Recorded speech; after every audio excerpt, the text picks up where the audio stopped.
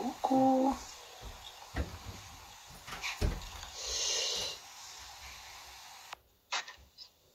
Bonsoir, bonsoir. Oh, il a sorti lui aussi. Bah attends, il caille.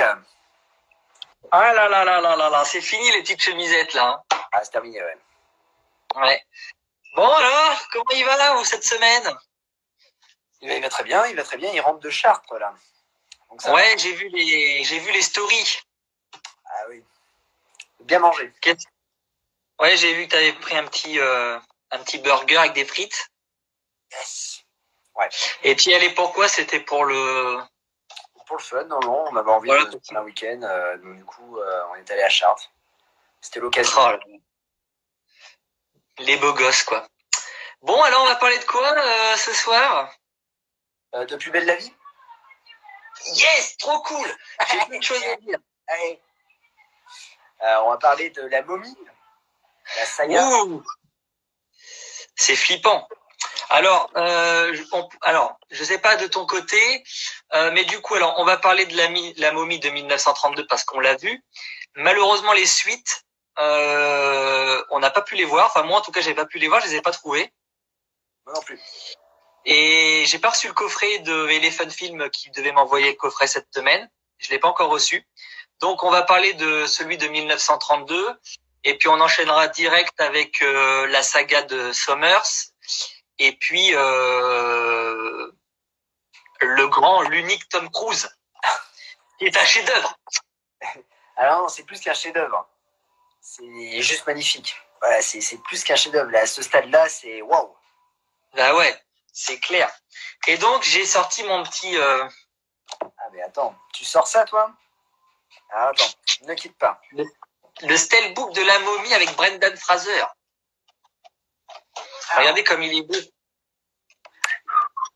Alors, ouais, toi, t'as le coffret. Bah, je vais sortir ça. Ouais, je l'ai vu en vente sur Amazon. Je me tâte à me l'acheter. Ah, il est génial. Il a l'air trop bien. Il est magnifique. Voilà. Avec le coffret. Le Blu-ray en plus. Et ouais. De La Momie. Je l'avais acheté Day One à la Fnac et du coup, il est numéroté en plus, ce coffret. Ah ouais, non mais moi je déconne pas. Quand j'achète un truc, je déconne pas. Et donc voilà. C'est clair. Super film. Exactement. Eh bien, du coup, je te propose qu'on commence tout de suite à parler de La Momie de Karl Freund. Alors, je sais pas si je le prononce bien. Avec dans le rôle de La Momie, Boris Karloff. Oui. Incroyable. C'est plus qu'incroyable. Ce mec, c'est un acteur. J'ai fait un tweet là tout à l'heure. Ouais, je l'ai vu. Boris Karloff, c'est un acteur incroyable, quoi. C'est juste par sa présence, il crève l'écran. Et je trouve ça, ouais, il est vraiment fantastique. Il n'a même pas besoin de prononcer un seul mot. On le voit dans Frankenstein. Là, encore une fois, dans La Momie, il en impose, quoi.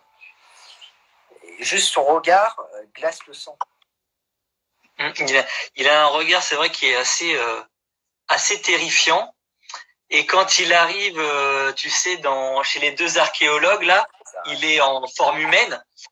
Il fait, je sais pas combien, il doit faire 1m95 au minimum. Ouais. Il ouvre la porte, tu vois cette grande tige, et t'es là, tu fais, waouh, ah ouais, le mec en impose grave, et je pense que c'est le meilleur choix possible.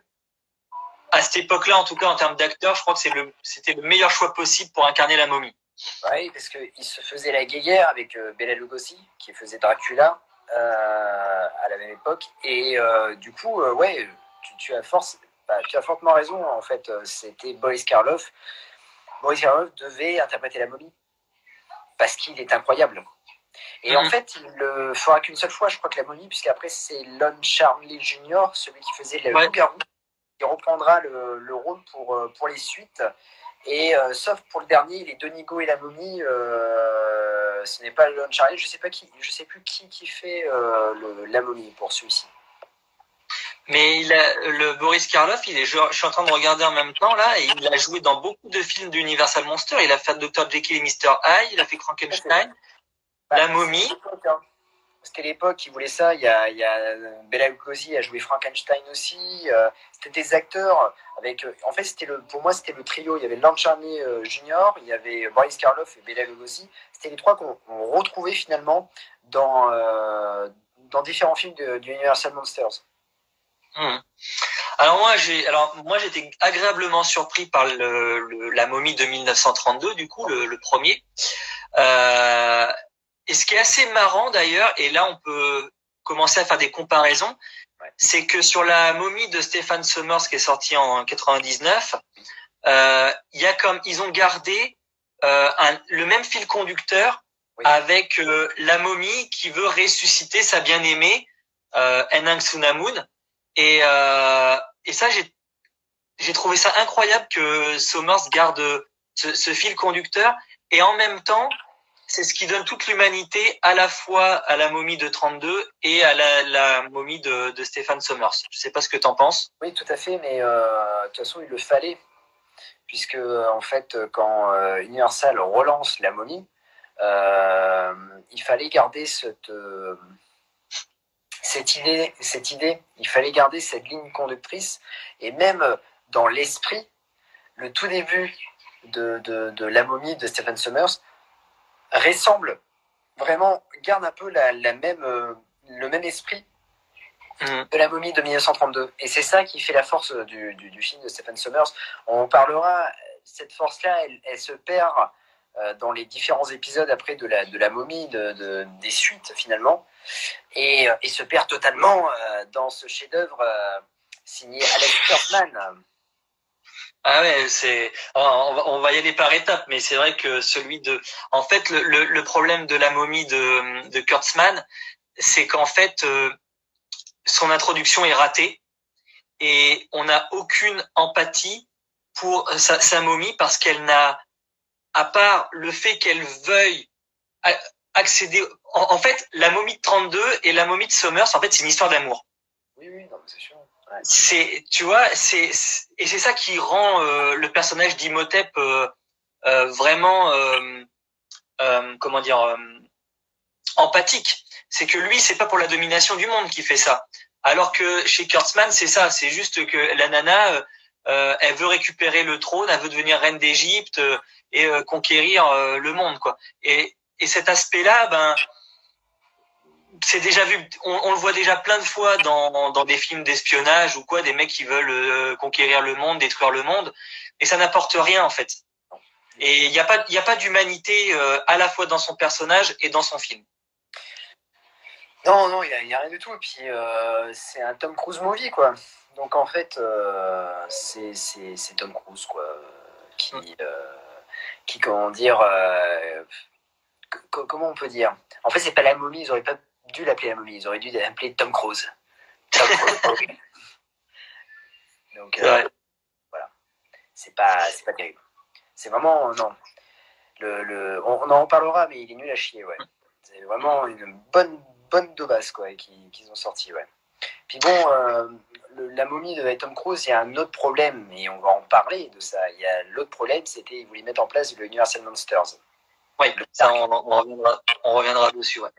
Alors, moi, ce que j'ai aimé aussi, et je voulais en parler avec toi sur la momie, toujours dans la comparaison avec le premier de Sommers, c'est que, alors, dans la momie, il y a un personnage qui étudie les sciences occultes. Oui. Mais on est en 1932, donc forcément, on peut pas exploiter le filon des sciences occultes. Et ça, c'est un aspect qu'on va retrouver chez Stephen Sommers, avec le livre de la mort, des formules magiques, des apparitions à la fin de personnages, etc. Enfin, des formules magiques aussi qui ressuscitent des momies pour combattre Rick O'Connell. Enfin, tu vois, il y a tout ça. C'est vraiment hyper exploité. Malheureusement, comme je disais, c'est pas exploité dans le 1932. Mais moi, j'ai aimé que Sommers prenne cet élément de la momie originelle et l'exploite à fond avec les moyens techniques et effets spéciaux qu'il avait à sa disposition dans les années 90. Totalement d'accord avec toi. Je suis totalement d'accord avec toi. On est plus sur la momie, en fait. Sur la momie de 1932, on est vraiment sur un film d'horreur, un film d'épouvante. On le voit dès la scène d'introduction, quand l'archéologue rigole, il fait carrément peur. On l'a beaucoup moins dans La momie de Summers, qui est plus un film d'aventure.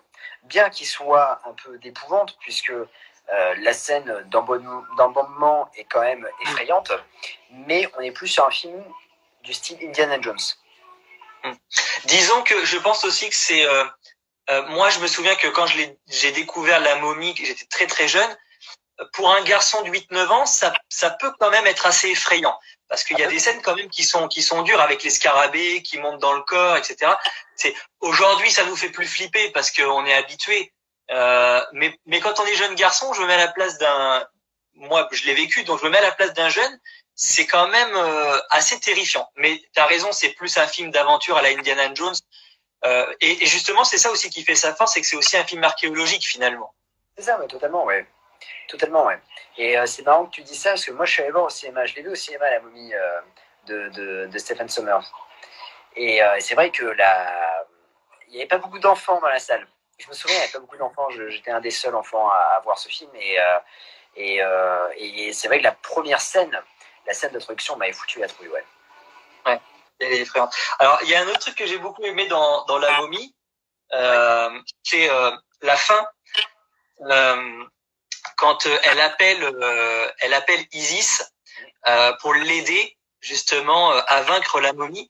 Ouais. Et ça m'a agréablement surpris pour un film d'époque, ouais. De voir cette statue bouger, lancer un éclair. Là, on rentre dans l'aspect du fantastique finalement. Et on quitte l'horreur et on bascule dans le fantastique. Et c'est la première fois... généralement, quand on a des films comme ça un petit peu archéologiques, les dieux entre guillemets n'interviennent jamais. Tu vois, on sait aujourd'hui que les dieux n'existent pas, que le dieu du soleil, tout ça, machin, c'était des inventions. Et là, on est en train de dire aux spectateurs, mais les dieux existent, puisque elle a appelé Isis et Isis lui est venue en aide. Et j'ai trouvé ça incroyable pour l'époque. Ah oui, je suis totalement d'accord. Et puis même, c'est assez inattendu. Et c'est ça aussi qui faisait la force d'Universal Monsters, puisque c'était quelque chose d'inattendu et comment dire, d'assez gaufré pour l'époque, de mettre ça. Et puis mettre un effet spécial qui est pas forcément dégueulasse, quoi. C'est vraiment... mais je suis totalement d'accord avec toi sur le fait que de mettre en relation les dieux et de dire bah voilà, ils existent parce que voilà, je l'ai appelé et donc il existe. Je trouve ça franchement culotté de mettre ça. Et je te rejoins totalement sur cette opinion. Ouais. Et d'ailleurs, on peut faire un parallèle aussi avec la fin de La momie de Sommers, puisque la fin aussi, on bascule dans le fantastique avec ce char qui l'emmène très très loin, très loin dans l'au-delà. Mais tu vois, là aussi, on a ce basculement qui est assez original, je trouve. Alors, oui, non. Tu vois, le truc avec La momie de Sommers, je trouve... alors oui, il y a cet aspect-là qui nous plonge dans le fantastique, mais je trouve qu'en fait, on l'avait déjà depuis pas mal de temps dans le long métrage, ce fantastique. Regarde l'attaque et la dune de sable qui se transforme en visage. Je trouve déjà ça, c'était... Ouais. Ouais, c'est vrai que tu considères ça comme un élément fantastique. Moi, ouais. Je l'ai considéré plus comme un élément horrifique, parce que c'est vrai que c'est terrifiant. Mais oui, remarque, oui, c'est vrai que c'est un élément fantastique aussi, ouais, c'est vrai. C'est pour ça qu'il y a aussi, même si en fait, comme je t'ai dit, on garde un aspect sur la momie de Summers, l'aspect de La momie de 1932, on a quand même un ajout, tu vois, en disant, bah voilà, on a voulu respecter le matériel d'origine, mais attention, on va mettre du fantastique, on va mettre de l'aventure, et puis on a plus de budget, donc on va en profiter. On va développer l'histoire, on va mettre un peu, on va travailler l'histoire d'Imhotep. C'est vrai qu'en plus, le film de 32, il fait que 1 heure, hein. C'est très très court, donc il y a peu de développement. C'est ça, ouais, t'as raison, il est 1h14. Ouais, 1h73 minutes, je crois, c'est exactement. Ouais, c'est ça, ouais, exact. Donc c'est vrai qu'au niveau du développement, on en a beaucoup moins, alors que le Sommer, c'est vraiment beaucoup plus large sur la narration. On est sur 2 heures sur le film de Summers, ouais, exact. Non, et puis il y a beaucoup plus de personnages, beaucoup plus. Puis bon, après, c'est vrai que Brendan Fraser prend vachement de place dans le ouais. C'est vrai. C'est vrai. Donc, mais pour en revenir à cette fin de La Momie avec Karloff, en fait, ce qui est surprenant sur cette fin, c'est que tout le long, c'est quand même un film qui est très dialogué, hein. Il se passe pas énormément de choses. Et en fait, c'est vrai que cette fin, elle surprend parce que on est sur un film où on est beaucoup plus sur de la tension verbale entre la momie et puis les différents protagonistes. Et là, d'un coup, bim, on a cet élément fantastique avec cette statue qui vient lancer un éclair foudroyant. Enfin, je sais pas vraiment quel terme est adéquat, mais on a cet élément fantastique qui vient complètement couper une narration qui est quand même assez ancrée dans la réalité, même si il y a quelques éléments un petit peu aussi fantastiques avant, parce que comme quand il est devant son espèce de puits, je sais pas trop, tu sais, il lance des formules et puis il arrive à lancer des arrêts cardiaques, des trucs comme ça. Mais c'est vrai que ça vient couper avec quelque chose qui est avant hyper dialogué, hyper ancré dans la réalité, quoi. Mais, totalement. Je suis d'accord, en fait, la momie de 1932, elle est beaucoup plus visuelle, c'est-à-dire que ça va se jouer sur du dialogue, c'est assez statique. Ça va se jouer sur le dialogue, ça va se jouer sur certains plans, ça va se jouer sur le jeu de regard. On a un fantastique regard de Boris Karloff. Ah ouais, en noir et blanc, bam, tu vois juste la ligne blanche et son regard qui est perçant, quoi. Ça a plus joué sur ça. Et c'est vrai que les dernières... Et sur les échelles aussi. Sur les échelles, on peut... Totalement. Et en fait, c'est vrai que... mais ça, en fait, c'est... tu le découvres après dans les Universal Monsters. On est sur ça, c'est-à-dire que tout le début, c'est assez statique. Il n'y a pas vraiment... c'est surtout le dialogue, les regards, le charisme de chaque personnage, le visage. Tout est posé. Et les dernières minutes, c'est là où tout explose. On a la même comparaison dans Dracula, dans L'Homme Invisible. Alors, un peu moins dans, Le Fantôme de l'Opéra. Mais on est vraiment dans le statique, dans la momie. Et c'est ça qui surprend le spectateur, et le réalisateur arrive en fait à capter le spectateur, vraiment à retourner l'esprit du spectateur dans les dernières minutes, et c'est ça qui fait aussi la force du film, parce que c'est totalement inattendu. Et puis la présence de Karloff qui est aussi hypnotisante, quoi. Faut dire que c'est marrant parce que quand il est quand il est face à la fille, alors je me souviens plus du nom de l'actrice qui joue alors je crois que c'est Zita Johann. C'est Zita Johann, ouais. Quand il est face à Zita Johann et que il l'hypnotise avec son regard, tu sais, devant le canapé là dans la maison, t'es fasciné toi aussi en tant que spectateur par le regard, quoi. C'est juste incroyable. Et ça, tout le long, le réalisateur va jouer sur le regard de Karloff pour vraiment attiser le spectateur vers lui, quoi, vers le film. C'est très très fort. Je suis d'accord. Ouais, carrément. Et la fin est incroyable quand tu sais, il y a un gros plan sur son visage et puis il se décompose petit à petit. Tu sais, ça a dû être un travail de maquillage et de montage. J'imagine même pas, mais c'est fou pour l'époque de voir en gros plan ce visage se redécomposer comme ça, c'est incroyable.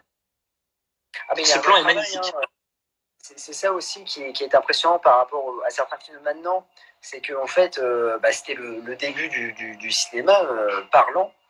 Et ils faisaient vraiment un effort au niveau des effets visuels. Quand ils ont vraiment lancé les Universal Monsters, les mecs, ils se sont pas dit tiens, on va faire de la merde. Et puis de toute façon, le spectateur ira au cinéma. Non, non, ils soignaient leur film.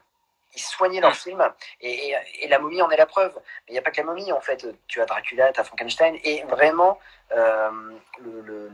l'effet visuel de la décomposition de la momie est vraiment culte. Et si vous avez l'occasion, elle est disponible sur YouTube, cette scène-là. Ouais, elle est franchement très bien faite. Et encore maintenant, je me dis, comment ils ont réussi à faire ça? Comment ils ont réussi à faire cela avec les outils de l'époque? Ah, c'est incroyable, c'est très très fort. Est-ce que tu as d'autres choses à rajouter sur cette momie? Écoute, non. Non, à part, à part présenter ce coffret avec la momie et avec ce petit livret qui raconte en fait toute l'histoire du film, sa sortie, et puis bon, comment dire, les critiques quand le film est sorti. Donc, et les affiches, les différentes affiches, vous pouvez découvrir là. Ah, c'est cool. Ouais, non, ils ont fait un très bon travail sur cela. Donc, et même, il y a même le spécialiste des effets spéciaux, voilà, du maquillage. Donc voilà, si vous avez l'occasion, comme tu as dit, hein, il est disponible sur Amazon. Et franchement, c'est un super coffret. Voilà. Si vous voulez découvrir l'ancien cinéma d'horreur, le Universal Monsters, n'hésitez pas. Et puis bon, il est super bien présenté. Et puis il y a des petites cartes postales, des petites photos, voilà, avec par exemple là c'est la créature. Oh, génial! Ouais, créature. Tu as l'ancienne affiche de Dracula. Enfin voilà. Si, Moi, je pense que je vais me l'acheter pour Noël, et comme ça, je pourrai voir tous les autres, parce que la momie m'a donné envie de découvrir tous les autres finalement. Et en plus, tu auras l'occasion, une chose, je le dis, mais c'est sur Dracula, tu auras l'opportunité de voir la version espagnole, le remake espagnol de Dracula qui a été tourné, en fait, je crois, un an après, et qui est la copie parfaite du Dracula avec Bela Lugosi. C'est vraiment plan par plan, c'est repris. Donc c'est ça qui est plutôt drôle, quoi. Voilà. D'accord, ok. Bien, et ben passons maintenant à La Momie, The Mummy de Stephen Sommers. Alors moi, je pense que tout le monde le sait, mais je voue un culte à ce film-là, et au Retour de la Momie aussi, d'ailleurs, que je trouve excellent au demeurant. Je les adore. Pour moi, c'était aussi fort qu'Indiana Jones. Et avec les techniques d'aujourd'hui, finalement, Stephen Sommers, ça peut faire ce qu'il veut. Et sa reconstitution de l'Égypte antique, alors ça a mal vieilli à certains moments, mais je trouve que ça t'immerge complètement dès le début du film, ça t'immerge complètement dans l'ambiance. J'adore les introductions de la momie et du Retour de la momie. Alors je suis d'accord, je suis totalement d'accord. Pour moi, des trois films, c'est celui qui a moins vieilli. Ouais, je trouve que c'est vrai que le Retour de la momie, je trouve qu'il a beaucoup plus mal vieilli que le premier, et notamment sur le roi Scorpion. On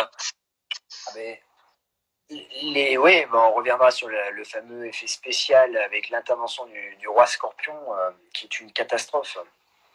Parce qu'il faut dire que le budget est quand même plus important. Et ouais, c'est ça. Ah ouais, et puis on est en 2002, je crois, pour le Retour de la momie. Et, il me semble. En 2002, on savait faire quand même des effets spéciaux, parce que le film, je crois, qui a dépassé les 100 millions de dollars de budget, donc on savait faire des beaux effets spéciaux. Et en fait, je sais pas ce qui s'est passé là pour Roi Scorpion, ils ont totalement merdé. C'est dégueulasse à souhait. Ça fait partie des 10 plus mauvais, pires effets spéciaux de tous les temps au cinéma, quoi. C'est quand même. Oui, ça, je veux bien le croire. Mais après, pour revenir à la momie, alors moi, je peux te dire, donc c'était en 99. Je crois qu'il est sorti en juillet 99. mon grand frère, moi, m'a emmené au cinéma. J'habitais Paris. Il m'a emmené au cinéma le voir. Et je me souviens tout le long, avant d'aller au cinéma, je lui posais des questions parce que, en fait, je n'avais pas vu de bande-annonce. J'avais juste vu une affiche avec Brendan Fraser. Et moi, le seul film que j'avais vu, les deux seuls films que j'avais vus avec Brendan Fraser, c'était California Man et Georges de la Jungle. Donc, du coup, mais waouh, c'est Georges de la Jungle qui joue dans La Momie. Bon, voilà. Et du coup, ouais, j'étais le seul enfant, le seul gamin à aller voir le film. Et je me souviens, j'ai pris une claque énorme quand j'ai vu, parce que c'est quand même, il était effrayant. Et en même temps, c'était vraiment un vrai film d'aventure. Et j'ai adoré Brandon Fraser. Et à partir de ce moment-là, je me suis dit, mais putain, ce mec, il est vraiment extra. Il est vraiment extra. Et c'est sûr que oui, voilà, c'est une saga aussi pareil que toi, que je garde parce que c'est dans mon âme d'enfant et j'adore le premier. Après, je l'ai lu en VHS, la VHS, je l'ai retourné. Pareil. Je crois qu'elle fonctionnait plus à la fin, à force de regarder le film. Mais j'ai adoré ce renouveau, cet Indiana Jones, voilà, avec un acteur charismatique. Et puis il y avait Rachel Weisz. Voilà. Ah, bah oui, pareil, ouais, comme ça. Et Rachel Weisz, voilà. Et pour moi, je l'ai redécouvert quand en préparant live, j'ai redécouvert et je me suis dit, mais qu'est-ce qu'elle est belle. Elle est magnifique dans le film, ouais. Elle est magnifique. Elle a des yeux, mais ah non, ouais. Ouais, je suis tellement d'accord. Ouais. Puis non, mais elle a un jeu. Elle a quelque chose. Ouais, puis, on en reparlera parce que j'adore son personnage, mais on en parlera, mais voilà. Alors par contre, on peut commencer là sur cette momie là. Est-ce qu'on commence par les personnages? Est-ce qu'on commence par l'histoire? Bah, l'histoire, on est quand même carrément sur la même histoire que la momie de 1902. Ouais. Donc là, pour ça, voilà. Après, sur les personnages, on a des nouveaux personnages. Outre la momie, on a un personnage de Rick O'Connell. Ah, j'adore. Qui est joué par Brendan Fraser. Et on en a parlé il y a pas, comment dire, il y a pas si longtemps, il y a 2 ou 3 jours, quand je t'ai dit que Brendan Fraser, s'il y avait eu à l'époque les Avengers, ça aurait été un fantastique Star-Lord. Ah oui, c'est clair. C'est clair. Il avait tout. Sa place. Il avait sa place dans le MCU. S'il y avait eu à l'époque le MCU, il aurait eu carrément sa place. Ce mec a un charisme, il est drôle. Bon, il est baraque, pas à dire. Et tu savais qu'il effectuait la plupart de ses cascades? Ouais. D'ailleurs, ça lui a provoqué des problèmes de santé. Il a fait, je sais pas, 7 chirurgies esthétiques à cause de ça. Au niveau du genou et tout ça, ça lui a flingué la santé de faire ses cascades. Mais voilà, c'était un héros. Il avait une tronche en fait. Et pour moi, c'est un peu un héros à la Spielberg, tu vois. Et c'est pour ça que je rejoins, je te dis Star-Lord, parce que Chris Pratt a vraiment la tronche d'un héros de film de Spielberg. Et franchement, ouais, ça aurait été un fantastique Indiana Jones. Franchement, il peut jouer dans le sérieux, puis d'un seul coup, hop, déconner quand il affronte la momie, mais il est génial, quoi. Tu te dis, mais c'est un vrai héros, quoi, le mec. Moi, j'adore le passage quand il y a la momie qui lui hurle dessus, puis lui, il re-hurle par-dessus. J'adore ce passage. Oui, parce que ça me fait il a vraiment la trouille, le mec. Tu sens qu'il a la trouille, mais il dit, non, mais attends, je suis un mec. Je peux la faire, cette momie. Et c'est génial. Ouais, franchement. Ouais, c'est exactement le héros auquel on peut s'identifier facilement, et auquel on a surtout envie de ressembler. Tu vois, il est juste incroyable. Moi, j'adore là. En plus, je trouve qu'il a, et ça, c'est hyper bien travaillé. Mais son look, il est incroyable dans le film. Avec cette espèce de, je sais pas comment on appelle ça, le porte-flingue là ici, où il sort les flingues comme ça. Ça, je trouve qu'il a un look identifiable au même titre que celui d'Indiana Jones, avec le chapeau, la veste en cuir, le fouet, tu vois. Lui, il a son petit veston, sa petite chemisette, ses porte-flingues, tu vois. Enfin, ils ont vraiment bien travaillé son look pour lui donner un air vraiment aventurier, quoi. C'est un look qui se répercutera dans le 2 et dans le 3, quoi. C'est un look qui va lui coller à la peau. Et c'est. Alors, je crois que la scène du chat, je crois que c'est dans le 2. Ouais, c'est quand il monte le chat. Ouais, c'est ça, ouais. Donc, non, mais ouais, c'est hilarant, quoi. Moi j'adore ce perso. J'adore cet acteur, j'adore ce perso. Et c'est dommage, tellement dommage que sa carrière se soit flinguée comme ça à cause d'Hollywood, hein, parce que bon, on va pas rentrer dans les histoires, mais bon, quand il a balancé avant tout le monde, il a dit qu'il avait été agressé sexuellement par un producteur en 2002. Du coup, voilà. Et puis, il a eu le divorce qui lui a coûté une blinde. Et sa mère est décédée aussi en même temps. Le mec, il tombait en dépression totale. Et Hollywood lui a flingué totalement sa carrière, puisque du coup, il a arrêté de jouer dans des grosses productions. Et c'est bien dommage, puisqu'en 2007, entre 2007 et 2008-2009, il avait enchaîné pas mal de succès puisqu'il avait fait Voyage au centre de la Terre qui avait cartonné au cinéma. Il avait tenté un comeback, ça avait cartonné. Il reprenait son rôle dans La Momie. Bien, on va revenir sur La Momie 3, mais bien que le film n'ait pas aussi bien marché que les deux précédents, il a quand même cartonné au cinéma. Et puis en plus, il avait joué dans G.I. Joe, un petit rôle, mais il avait joué, c'était parce que c'est Stephen Sommers qui était réalisateur de G.I. Joe, et donc du coup, c'était le clin d'œil, dire voilà.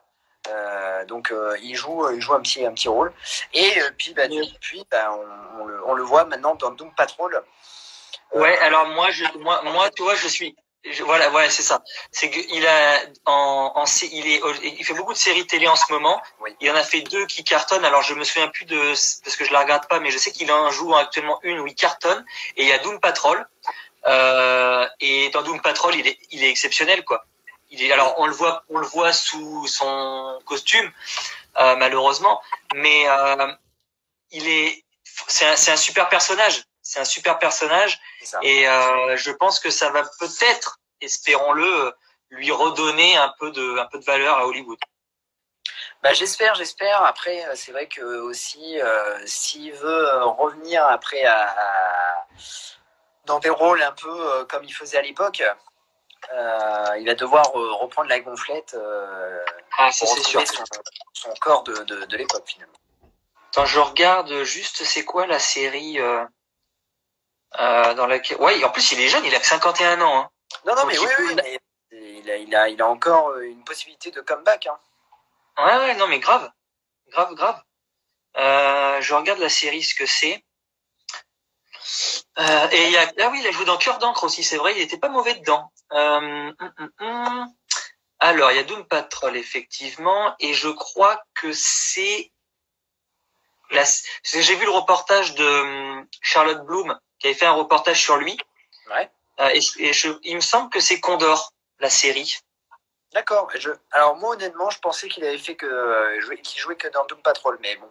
Du coup, il a joué 2 ans dans Scrub. 2 ans dans Scrub, et après il a fait The Affair, Trust et Condor. Mais je crois que c'est Condor dans lequel elle avait beaucoup aimé son rôle. D'accord. Okay. Il faudra que je revoie ce reportage. Ça éveille ma curiosité, ce que tu dis. Ouais, mais il a que 51 ans, il est jeune, il peut encore. Hein. Il n'est pas. Je pensais qu'il était plus âgé, moi, tu vois. Bon, alors oui, du coup, voilà, donc forcément le rôle de Rick O'Connell, légendaire. Hein. Et puis, alors moi, j'aimerais qu'on parle de Rachel Weisz aussi, parce que alors moi, j'ai adoré le début dans la bibliothèque où elle fait tout tomber en domino. Et d'ailleurs, il y aura la même scène identique dans Le Retour de la momie avec son fils. Dans le temple où il y a tous les piliers qui tombent comme ça. Donc petit clin d'œil sympa. Et j'ai adoré. Mais surtout au-delà de ça, c'est que il y a une vraie belle évolution sur son personnage. C'est un petit peu au début la fille un petit peu maladroite, un peu tête en l'air. Et dans le 2, elle devient vraiment badass. Combat à l'épée, combat à la dague. Elle a une vraie belle. Alors même si effectivement c'est parce que elle a les souvenirs je crois que c'est non, c'est pas Anxunamun, c'est Nefertiti. Ouais. Elle a quand même un vrai rôle de femme forte dedans finalement. Elle est quand même badass. Ah, mais son personnage est badass. Son personnage est badass. Puisque son personnage, parce qu'elle jouera pas dans le 3, parce qu'elle a refusé de jouer dans le troisième film. Ouais, mais... D'ailleurs, il faut en parler de ça parce que j'ai un coup de gueule. Ah, oula, attention, sortez les gilets pare-balles, je vous dis. Ça va tirer à... non, mais ouais, mais son personnage est badass. Il y a une belle évolution. Et c'est vrai que dans le 2, elle se bat et tout ça. Et c'est vraiment... ouais, c'est ça aussi. Et je crois que le 2 aussi, c'est la force. La force du 2, c'est aussi l'évolution de son personnage. Puisqu'elle ne se fait pas forcément protégée par Rico Connell. Non, elle sait se défendre. Et c'est ça que j'ai apprécié. Moi aussi. Mais c'est marrant parce que on est tout le temps en train de dire... ouais, les femmes à l'époque, elles avaient pas des rôles de femmes fortes, badass, machin. Mais en fait, plus je regarde des vieux films ou que je revois certains films, plus je me dis que finalement, mais si, il y avait des femmes fortes. Il n'y a pas que aujourd'hui, il n'y a pas que Captain Marvel et Wonder Woman. Alors certes, c'est des films qui leur sont attitrés, Captain Marvel, Wonder Woman, etc. Mais que ce soit Terminator ou La Momie, etc. Même si elles sont pas tête d'affiche, elles ont quand même des rôles de femmes fortes, de femmes badass. Linda Hamilton dans Terminator, ah ouais. forte. Sigourney Weaver dans Alien, quand tu vois Alien 2 et qu'elle affronte la reine alien et qu'elle lui dit ne la touche pas, sale pute, je trouve que c'est voilà la badassitude de l'héroïne. Et je trouve dommage, c'est que maintenant on dit bah voilà, on va mettre un personnage, c'est une femme forte et tout ça, mais il y a rien derrière, il y a aucun fond, c'est-à-dire que bah ouais, c'est une femme forte, bah oui, bah vas-y, plante ça, mais t'as rien derrière. Mais que ça soit dans Terminator, le nouveau Terminator, ou le Alien Covenant, c'est bien, ouais, t'as fait la même coupe de cheveux que Sigourney Weaver, bah c'est bien, bah t'as un bon point, mon mec. Mais t'as rien derrière, c'est mal écrit. Et en fait, ce qui manque, je vais dire tout simplement ce qui manque maintenant pour faire une femme forte au cinéma, il manque des scénaristes, c'est tout. Il manque des scénaristes et les studios, en fait, font de la merde. Donc, à partir de ce moment-là, c'est impossible d'écrire des rôles de femmes fortes. Tu vois, je pense qu'à l'époque, ils se souciaient pas de ça. Bah, ils faisaient pas le distinguo entre hommes forts et femmes fortes. Ils mettaient deux personnages égaux. Rico Connell, c'est exactement son pendant féminin. Même si ils sont différents au niveau de la personnalité, ils sont tous les deux aussi badass. Ils sauvent la situation autant de fois l'un que l'autre. Ils se complètent. Et à l'époque, ils se disaient pas ouais, il faut absolument que on mette une femme. Non, ils écrivaient une femme comme ils écrivaient un homme. Voilà, ils leur donnaient la même contenance. Le souci de maintenant, c'est qu'il y a des cases à cocher. Voilà, c'est ça. Ils chargent, ils cochent des cases. Et puis bah voilà, on le voit dans Captain Marvel, on le voit dans plein d'autres films, ils cochent des cases. Ah bah tiens, on va être femme forte, allez, tac, femme déterminée, allez, pam, méchant russe, ah bah tiens, on va cocher ça. Bah voilà. Bah tiens, on va mettre le noir de service, mais attention, il va survivre. Ah oui, bah et du coup, en fait, on arrive à des films qui, en fait, c'est même plus des films, c'est des cahiers des charges, en fait. Et c'est ça qui est dommage, c'est qu'on n'a même plus, voilà, quand tu vois l'exemple de La Momie, c'est un film, voilà, t'as une femme forte dedans, t'as un personnage, voilà, qui peut être à la fois Indiana Jones, mais à la fois pato comme pas possible. Meilleur exemple, à la poursuite du diamant vert, Kathleen Turner, énorme, c'est une femme forte. Crocodile Dundee, elles sont effacées, d'accord, oui, bah ouais, au début elles sont effacées, au début voilà, mais après elles deviennent aventurières et elles se disent bah voilà, allez, on va sortir les armes et on va être un complément du héros en fait. Et le héros qui est bourré de défauts et tout ça, mais on va être un complément du héros. Et c'est ça qui est important maintenant. Et il faut que les studios prennent conscience de ça et il faut que les scénaristes aussi prennent conscience de ça. Un qui arrive aussi à faire des femmes fortes au cinéma, et ben c'est Alexandre Aja, qui arrive aussi à faire des femmes fortes au cinéma. Mais en même temps, il écrit aussi ses films. Mais mais voilà quoi, il faut malheureusement, bah, voilà, il faut qu'il y ait des femmes fortes au cinéma, c'est important. Mais il faut aussi savoir les écrire et il faut que en fait, c'est bien de mettre une étiquette en disant voilà, dans le dernier Terminator, la fille, elle se bat contre le cyborg, c'est bien, mais t'as pas de fond derrière, t'as pas d'histoire et t'as pas d'empathie, t'as rien du tout, t'as aucun lien avec elle, bah bon, bah, super, impeccable, donc on l'oublie. C'est dommage. Mais c'est pareil dans Robin des Bois, quand Marianne comment dire, à sa première rencontre avec Robin, elle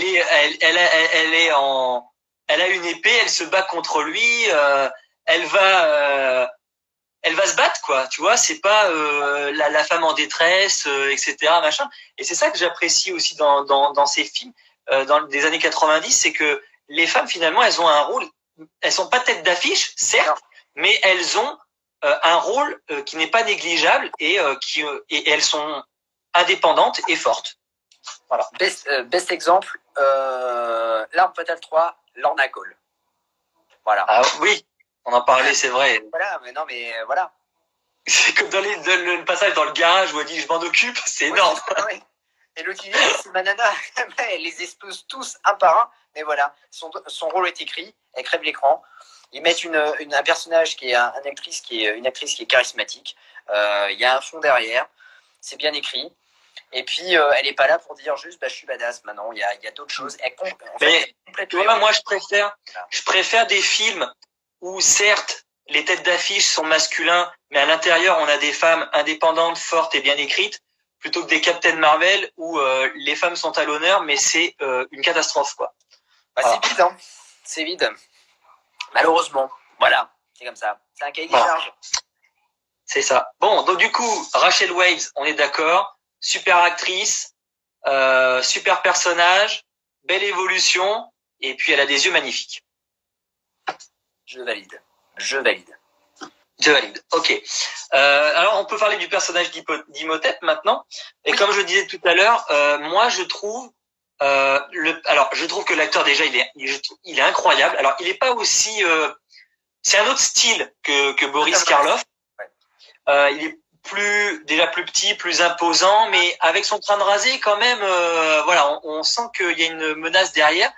Et puis ouais, comme je disais, ben moi j'aime beaucoup le principe de l'histoire d'amour finalement. Parce que cette momie, t'as pas envie de lui en vouloir, en fait, il veut absolument ressusciter la femme qu'il aime. Et quitte à tuer tous ceux qui se mettent en travers de son chemin, quoi. Et je trouve qu'il y a vraiment un côté vraiment empathique avec ce méchant. Alors un petit peu moins dans le 2, je trouve, parce que les enjeux sont pas les mêmes.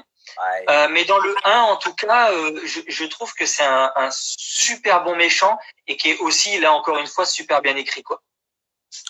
Dans le 2, ouais, le souci, c'est... on reviendra sur ça, mais pour moi, le souci, c'est qu'ils n'auraient pas dû le ressusciter, quoi. Ils n'auraient pas dû ressusciter la momie. C'était autre chose, c'était le méchant. Disons que c'est plus confus, cette histoire avec le roi scorpion, machin, et tout ça. Moi, j'ai trouvé ça... En fait, ça me gêne pas qu'il soit revenu parce que il arrive à ressusciter vraiment, pour le coup, Enanxonamun dans le 2. Mais après, c'est tout le truc avec le roi scorpion qui était plus confus et qui était un peu plus maladroit. On a l'impression que c'est venu... Un petit peu comme Spider-Man, tu sais, on a l'impression qu'ils ont imposé, comme Venom, et là, les studios ont imposé le roi Scorpion, par exemple, pour faire après des franchises à l'infini, quoi. Ouais, je crois que c'est ça, en fait. Ils ont imposé le roi Scorpion pour faire un spin-off. Hein. C'est ça. C'est assez fou. Mais totalement. Alors, je sais pas toi qui es fan de Stargate. Ouh, j'adore. Ouais. Pour moi, la momie, l'acteur qui joue dans la momie, en fait, moi, il me fait penser à un personnage de Stargate. Comment dire, dans sa forme, dans son physique, je sais pas. Pour moi, il me fait penser à un personnage de Stargate. Voilà. C'est parce que tu l'as vu dans Stargate ? Ah bon ? Il est dans Stargate ? Non, j'en sais rien, je te demande, parce que moi, j'ai... Non, pas du tout. Et pour moi, c'est un personnage. Il pourrait très bien être un méchant dans Stargate. Tu vois. C'est vrai que dans les premières saisons, avec les Goa'uld, on voit beaucoup de dieux égyptiens. On voit Baal, Apophis, Anubis, etc. Et c'est vrai qu'il aurait pu être un dieu qui commande une flotte de vaisseaux Goa'uld. Ouais, c'est vrai que. Et du coup, il en impose à l'écran. Il en impose et pareil, par rapport à, et on verra après dans les autres épisodes, mais là on a vraiment le gentil, donc Brendan Fraser, voilà, et on a son alter ego, mais en méchant, voilà, le yin et le yang, mais voilà, ils se complètent vraiment. T'as le gentil méchant, mais et ça crée une certaine force aussi, enfin dans le film, et tu te dis putain, mais ça fonctionne quoi. Ils ont vraiment réussi à trouver le héros et le méchant quoi, le bon héros et le bon méchant. Ça c'est rare hein, d'arriver à faire un casting aussi percutant. Bah oui, parce que bon, quand même, l'acteur qui joue le rôle d'Imhotep, il est, comment dire, c'est un acteur abonné au second rôle. Je crois qu'il avait joué, honnêtement, il me semble qu'il avait joué dans Steven Seagal à l'époque. Je sais plus lequel, mais je crois qu'il avait joué dans. Alors, je veux pas dire bêtises, mais je crois que c'est L'Ombre Blanche, mais je veux pas dire de bêtises. Et du coup, c'est un acteur qui est abonné au second rôle et même dans le rôle de méchant, il a jamais joué le premier rôle de méchant. Et là, c'est la première fois qu'il faisait un rôle vraiment de méchant et un rôle badass, parce que c'est vrai qu'il en impose. Et oui, il y a une belle alchimie entre les deux comédiens. Et c'est vrai que quand tu as l'affrontement entre les deux, tu dis ah putain, c'est génial. Tu attends cet affrontement, tu vois. Et tu te dis putain, ça va éclater parce que voilà, c'est deux acteurs charismatiques et ça fonctionne parfaitement. Là, je suis totalement d'accord avec toi et je trouve qu'en plus de ça, il dégage un énorme charisme quoi. Et même quand il est en mode momie, maquillé, un peu grimé, je trouve que là aussi il est ultra effrayant quoi. Moi, je te disais tout à l'heure quand j'étais petit que je le voyais, tu sais, il avait une partie, tu sais, hyper bien et puis l'autre partie avec sa joue qui était encore en chair là. Mais c'est monstrueux et il le joue. Il joue cette momie vraiment à la perfection quoi. J'ai pas d'autres mots pour dire ce que je ressens parce qu'il est génial quoi. Il est génial. Je suis d'accord. Et puis bon bah voilà, je te disais. Puis c'est tout aussi. Je pense aussi que c'est son histoire, l'écriture, tout ça. Un méchant, c'est de toute façon Hitchcock le disait. Un méchant, s'il n'y a pas un vrai méchant, les films n'ont pas d'intérêt quoi. Alors attention, mesdames et messieurs, Monsieur Loïc a cité Hitchcock. Alors, le live a pris une tournure. Là, on est au level, là. On est là. Voilà. Mais non, mais c'est vrai, il a raison. Ce qu'on a envie de voir dans un film, c'est pas le héros, c'est le méchant. Le héros, les héros, ils sont. Alors, ça dépend. Là, c'est pas vraiment le cas, mais les héros, ils sont toujours un peu lisses. Alors que les méchants, les méchants, tu peux leur faire. T'as pas de limite dans l'écriture. Tu n'as aucune contrainte. Alors qu'un gentil doit répondre à des cases parce que le but c'est qu'on puisse.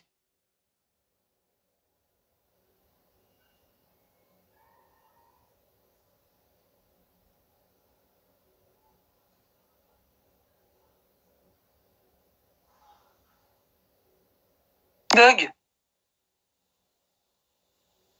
Ah, c'est bon. Ah, c'est bon. Oui. Ouais, c'est bon. Ouais. J'avais un arrêt sur image. Attention, Kathleen Simas qui parle. Voilà. Donc, et du coup, t'as pas entendu ce que j'ai dit alors? Bah non, pas du tout.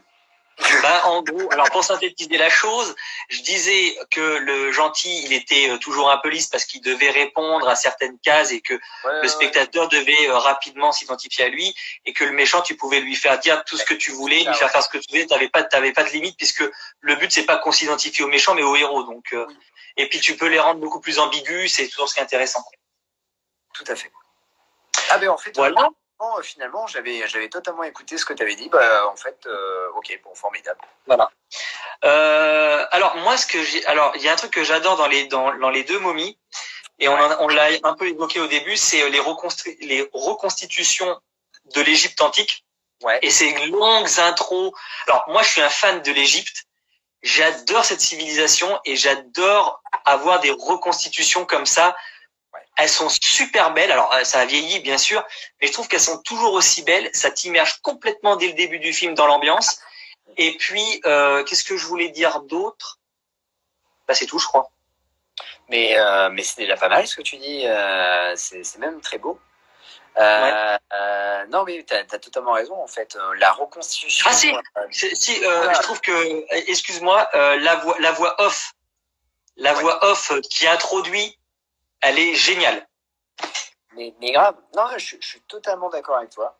La reconstitution déjà, elle est vraiment très sympa. C'est beau.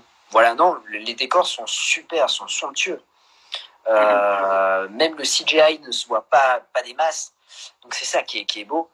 Et c'est vrai, la voix off, elle est vraiment qui introduit finalement le film est vraiment extra. Mais cette voix off, je crois qu'on la retrouvera aussi, il me semble, dans le 2 et on la retrouve dans le 3. Exactement. Ça permet, et c'est un personnage aussi de l'histoire, parce que ça permet en fait, ça a fait gagner du temps finalement au scénario. C'est-à-dire que voilà, ça fait gagner du temps parce qu'il place l'histoire, il la pose. Et ça, c'est la magie du cinéma. Mais tu vois, je préfère ça que des longues intros parlées, chiantes et vraiment. Là, on va à l'essentiel, quoi. Voilà, c'était en telle année, à tel endroit, il s'est passé ci, ça, machin. On l'a emmené là-bas, il s'est fait momifier, bim bam boum. On pose les enjeux, en 5 minutes les enjeux sont posés, t'as tout compris et tu peux commencer en avant Guingamp, quoi. Bah c'est ça, ouais. Et c'est ça qui est bien. C'est ça qui est ce qui fait la force de la trilogie, on va dire, de la momie. Et c'est l'échec total de la momie de Alex Kurtzman. Oh, j'ai hâte d'en parler. Je peux pas. Ouais, moi aussi. J'adore être méchant, ça m'excite. Je me retiens, mais là j'ai hâte d'en parler, franchement, de ce Mais alors, moi j'aimerais faire un parallèle entre le 1 et le 2. Le 2, je le trouve encore plus ambitieux que le premier, notamment, on en parlait dans l'intro, avec toutes ces espèces, l'armée d'Anubis, là, toutes ces créatures anubiciennes, si je puis dire, qui déboulent là comme ça dans le... Alors je sais plus si c'est le palais de Thèbes ou je sais plus lequel c'est. Et même à la fin là, les Mojai contre l'armée d'Anubis, mais c'est juste excellent, quoi. C'est un Seigneur des Anneaux avant l'heure, on s'en rend pas compte. Mais quand tu vois cette vague noire qui déboule les dunes comme ça et que t'as les autres qui viennent de gagner et qui revoient une seconde vague arriver, ils sont plus qu'une centaine, ils sont là avec leurs petites épées. Bon bah les gars, on y va, et puis c'est terrifiant de les voir débouler parce qu'ils déboulent à une vitesse, c'est incroyable. En tant que spectateur, t'es là, tu dis oh là là là là, putain comment ils vont s'en sortir. C'est génial. Non, c'est vraiment extra. Là, t'as raison, ouais. Même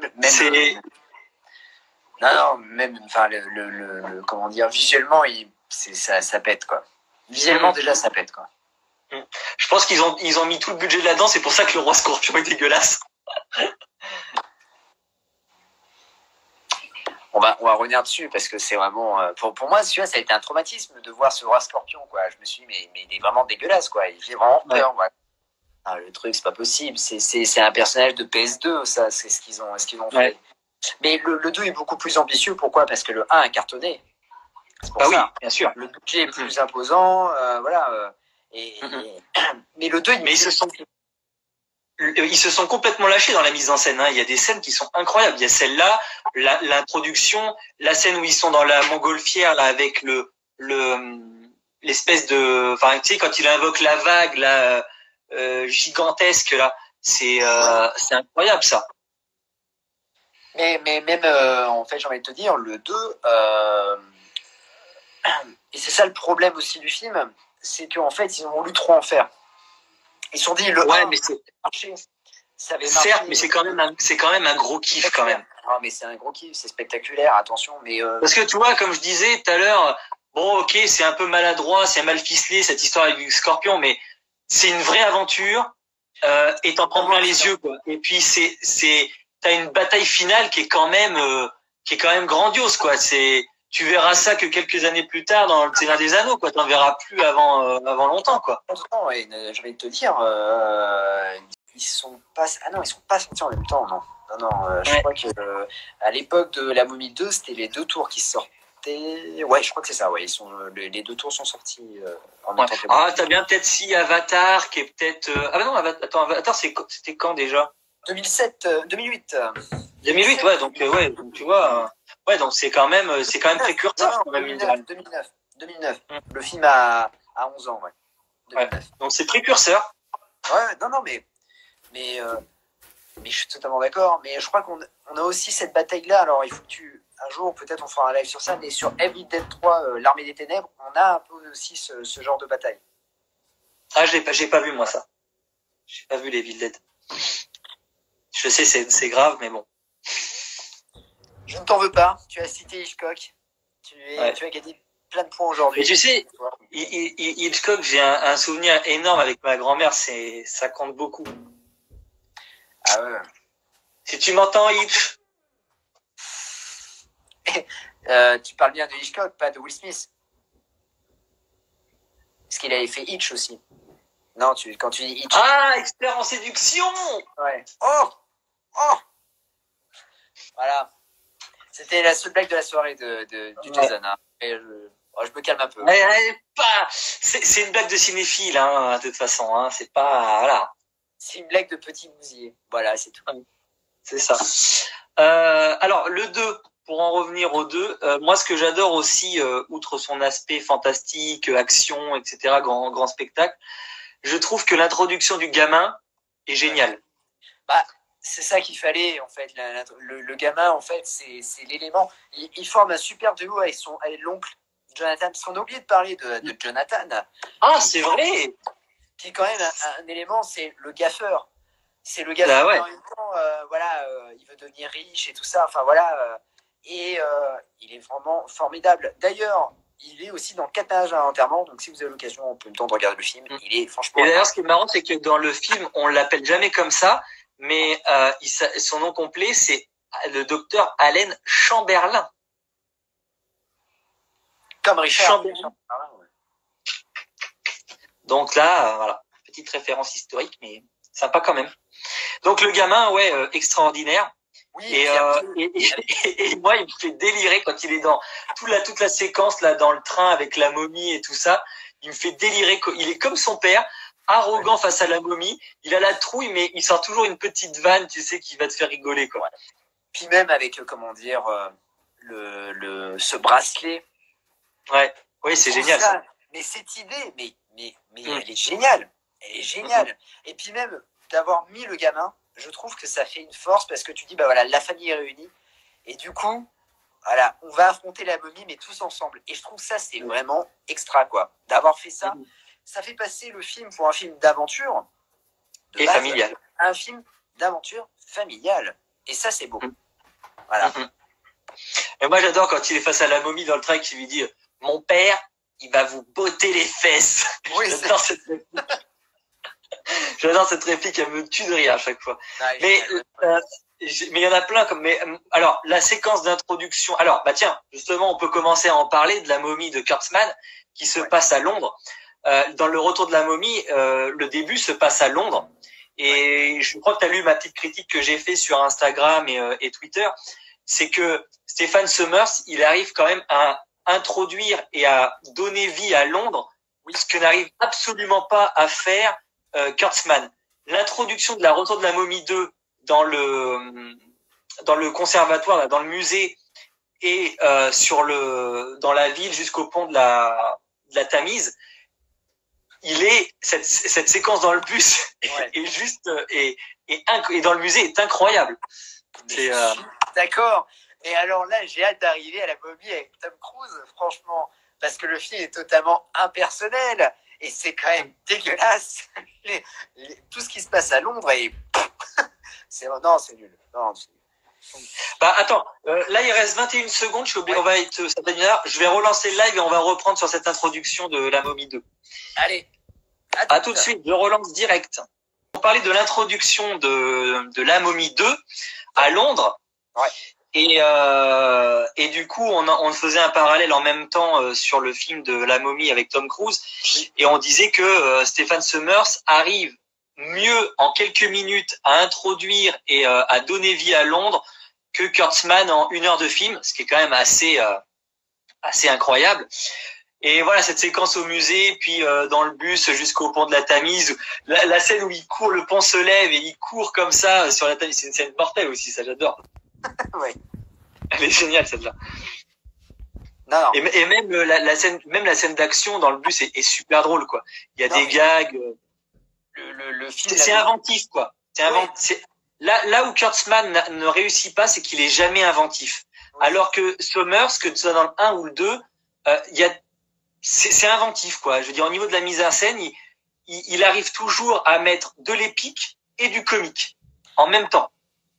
Alors le truc que je vais te dire, c'est que La Momie de Kurtzman, c'est un film de studio. Voilà. Ah oui. Qui est derrière en disant hey, tu vas faire ça, et il faut que Tom Cruise fasse ça, il faut que Tom Cruise fasse ci. Et en fait, La Momie de Tom Cruise, c'est Mission Impossible quoi. La Momie 2, c'est pas un film de studio, c'est un film de réal quoi.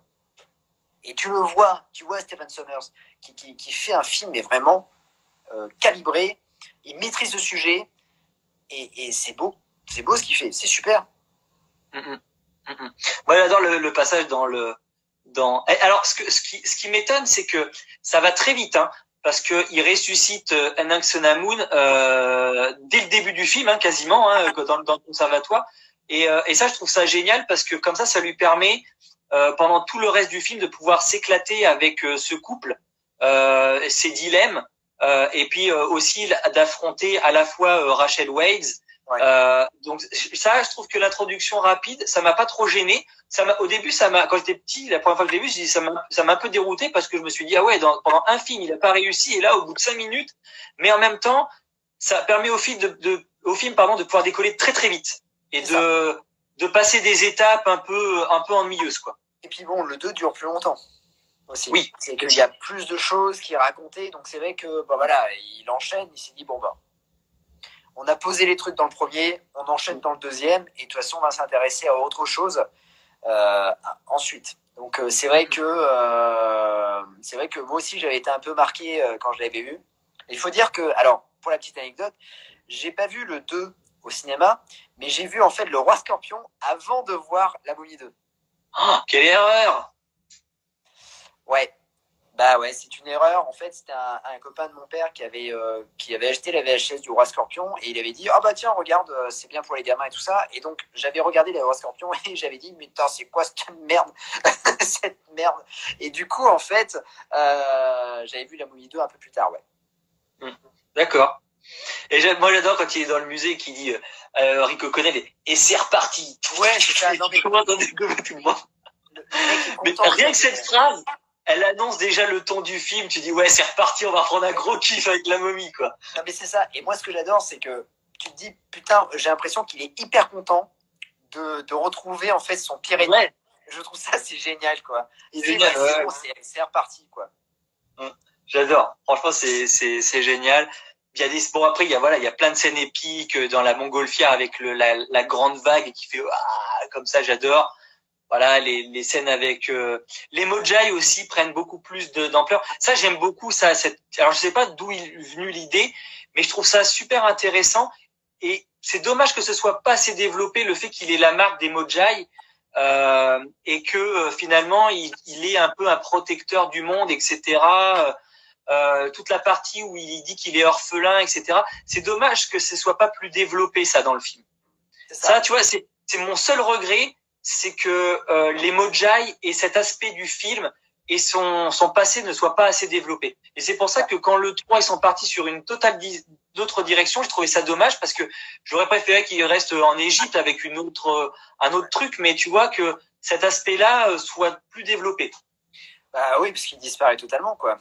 C'est ça qui est dommage. Parce que c'est un personnage aussi très emblématique. Mais oui. Et ce qui est bien aussi dans le 2, c'est que, comme je disais, on retrouve les personnages. Et c'est ça aussi qui fait la force, parce que c'est pas une pâle copie, tu vois. C'est ça. Il a voulu, tout en ayant le même méchant, il a voulu réinventer la chose. Donc, c'est ça.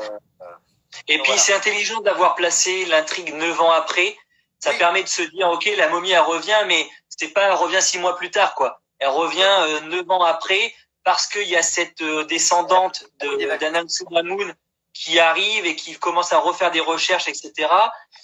Et puis, bah voilà, l'introduction du gamin, ça permet de nouvelles dynamiques, ça crée de nouveaux enjeux aussi pour Rachel Weisz enfin les personnages de Rachel Weisz et de Brendan Fraser. Donc ça, franchement, c'est très malin de sa part. Oh non, mais je suis d'accord, totalement d'accord. C'est pas pour rien qu'il l'a ramené en fait. En y repensant, tu vois, je me dis, en fait, il l'a ramené, mais il a construit le retour.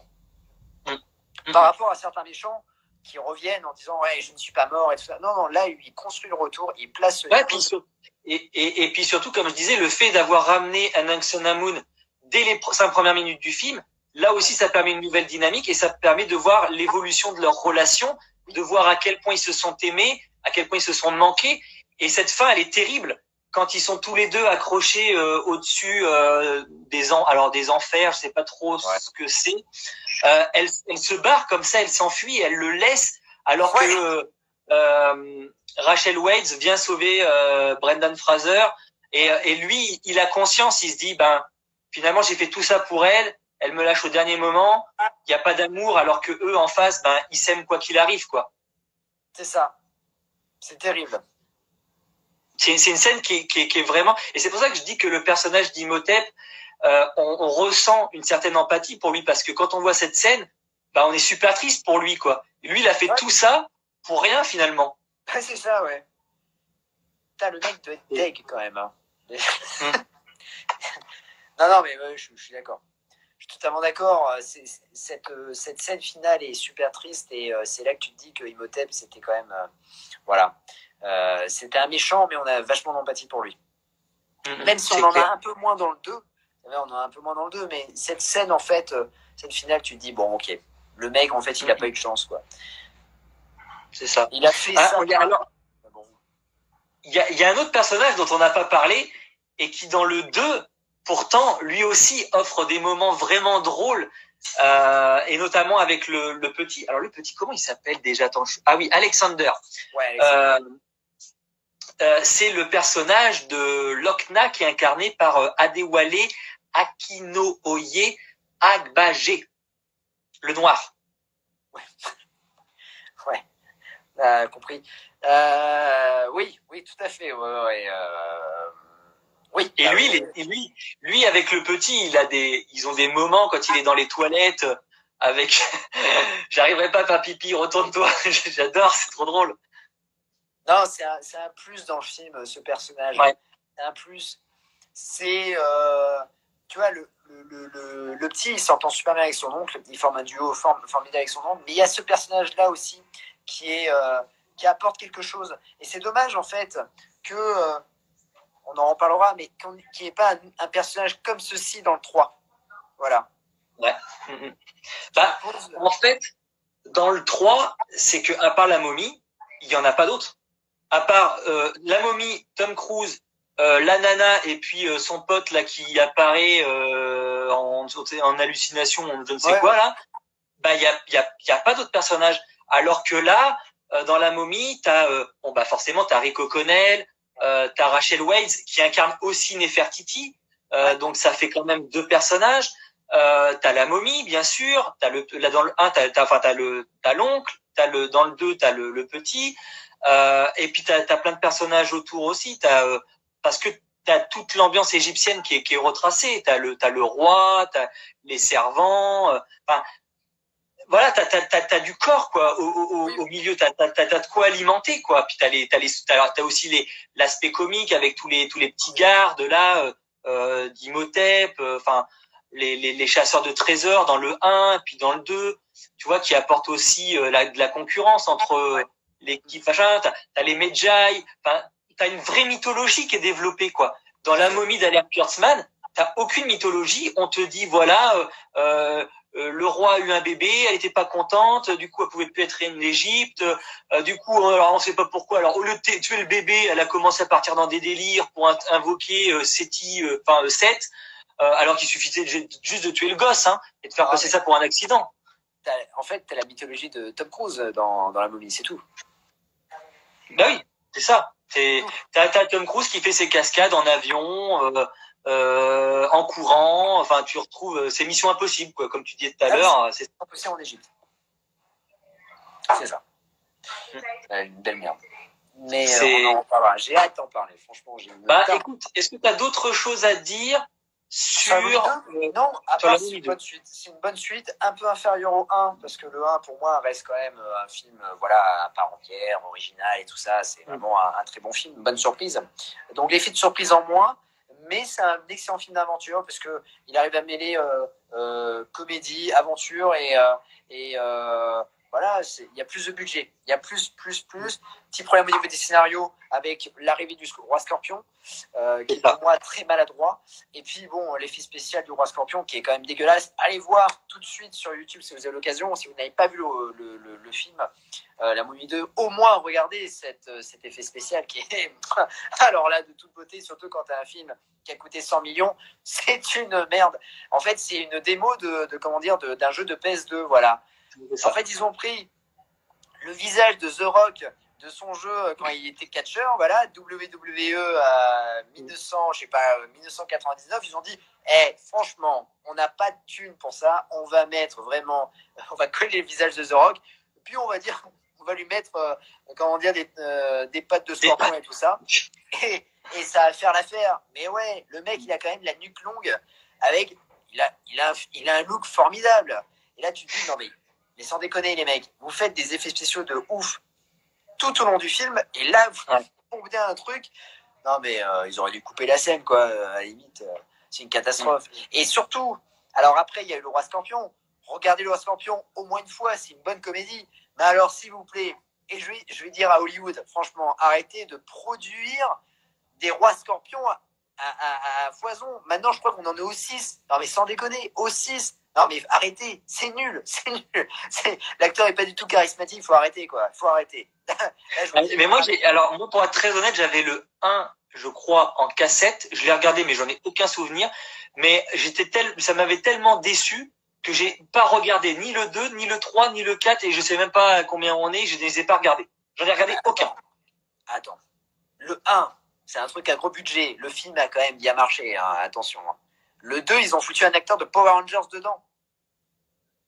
Et oui, parce que c'est un préquel. Donc, ils ont foutu un acteur de Power Rangers qui jouera après dans les Frères Scott. Et dans la saison 2 des Frères Scott. Et du coup, ils ont dit, et ça va marcher. Il y a eu des très mauvaises critiques. C'est sorti directement en DVD. Et puis après, ils ont fait 3, 4, je crois qu'ils en sont 5, honnêtement. Et c'est toujours le même acteur. Là, c'est un acteur qui joue dans les comédies de Noël. Et qui joue même les comédies d'automne sur la chaîne. Mais ça parle de quoi exactement, cette trilogie du Scorpion, là? C'est même pas une trilogie, c'est une saga. C'est carrément une saga. Non, mais en fait, c'est la vie du Roi Scorpion. Voilà. Avant la momie, alors. Ouais, exact, ouais. Avant la momie. Et en fait, c'est comme si, par exemple, je sais pas moi, c'est Tarzan, quoi. C'est Tarzan, l'histoire de Tarzan. Voilà. Bah, sauf qu'il n'y a pas Cheetah. Mais c'est l'histoire de Tarzan, ouais. Par contre, on a oublié de dire, mais la musique de la momie, du retour de la momie, elle est là. C'est quand même pas mal. Non, c'est très bien. Moi, j'adore. Franchement, moi en tout cas. Alors, je vais répondre à Nao. C'est l'ennemi de Lucas Scott dans la saison 2 des Frères Scott. C'est le nouveau qui arrive avec sa sœur. Voilà. Je sais du prénom dans la saison 2, mais c'est le petit nouveau qui fout un peu le bazar à Trill. Et qui joue le Roi Scorpion dans le Roi Scorpion 2. Et il joue très mal. Et c'était un ancien acteur de Power Rangers, la force du temps, qui jouait le Power Ranger bleu. Voilà. Quelle connaissance. Alors là, mais non, mais voilà. Donc c'est très mauvais. Voilà. Je regardais là la musique. Le premier, c'est Jerry Goldsmith, bien sûr, qui l'a fait. Bien sûr. Et le deuxième, c'est Silvestri. Avengers.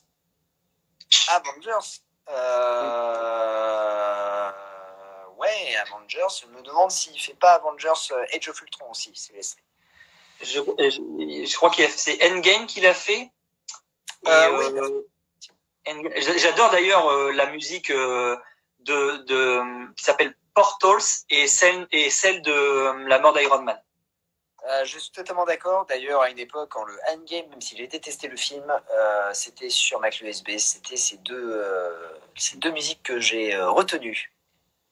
Là, je sais plus comment ça s'appelle, celle d'Iron Man. Je l'ai sur mon téléphone. Bah, c'est pas Iron Man. Bah, je crois. Attends, je vais regarder. Ah non, c'est pas Funeral. Attends, j'ai un doute, je ne sais plus. Mais Alan Silvestri, c'est un grand compositeur. Il a fait des masses de BO de films. Et c'est un excellent compositeur. Avengers Endgame Music. Si je tape ça, ça va aller. Mais Portals, je l'adore. Elle est géniale. Elle met trop dans l'ambiance, je trouve. Ah bah alors, oui, avec l'arrivée de Black Panther, et puis après, voilà. C'est clair, elle est géniale. Si t'as d'autres choses à dire sur le retour de la momie, je t'en prie, c'est le moment. Non, j'ai pas d'autres choses à dire. Ah, je crois que c'est The Real Hero. Oh là là, je prononce mal l'anglais. Le réel héros. Voilà, je vais le dire là. Je crois que c'est celle-là. D'accord. Puisque avant il y a, ouais, je crois que c'est celle-là. Je vérifierai, mais je l'ai sur mon téléphone. Bien, et ben on peut passer à Cartman. Ah ben non, il y a eu la Momie 3. Ah non, c'est vrai que c'est vrai que tu. Mais bon, la Momie 3. La Momie 3. Je vais te dire très sérieusement, c'est un film qui est arrivé un peu, c'est une commande en fait, hein, parce que est arrivé en 2008, d'après mes souvenirs. Donc on a Brendan Fraser qui ne fait plus rien. Enfin, ces films sont des échecs. Voilà. On a Rachel Weisz qui ne veut plus faire de momie, donc elle refuse le troisième film. Et n'empêche que voilà. En même temps, c'est normal elle parce qu'elle cartonne. Hein. Elle cartonne. Et en fait, on a comment dire Universal qui relance la franchise en disant ça avait marché. On a un Brendan Fraser qui revient avec la voyage au centre de la Terre qui avait marché. Et voilà. Donc du coup,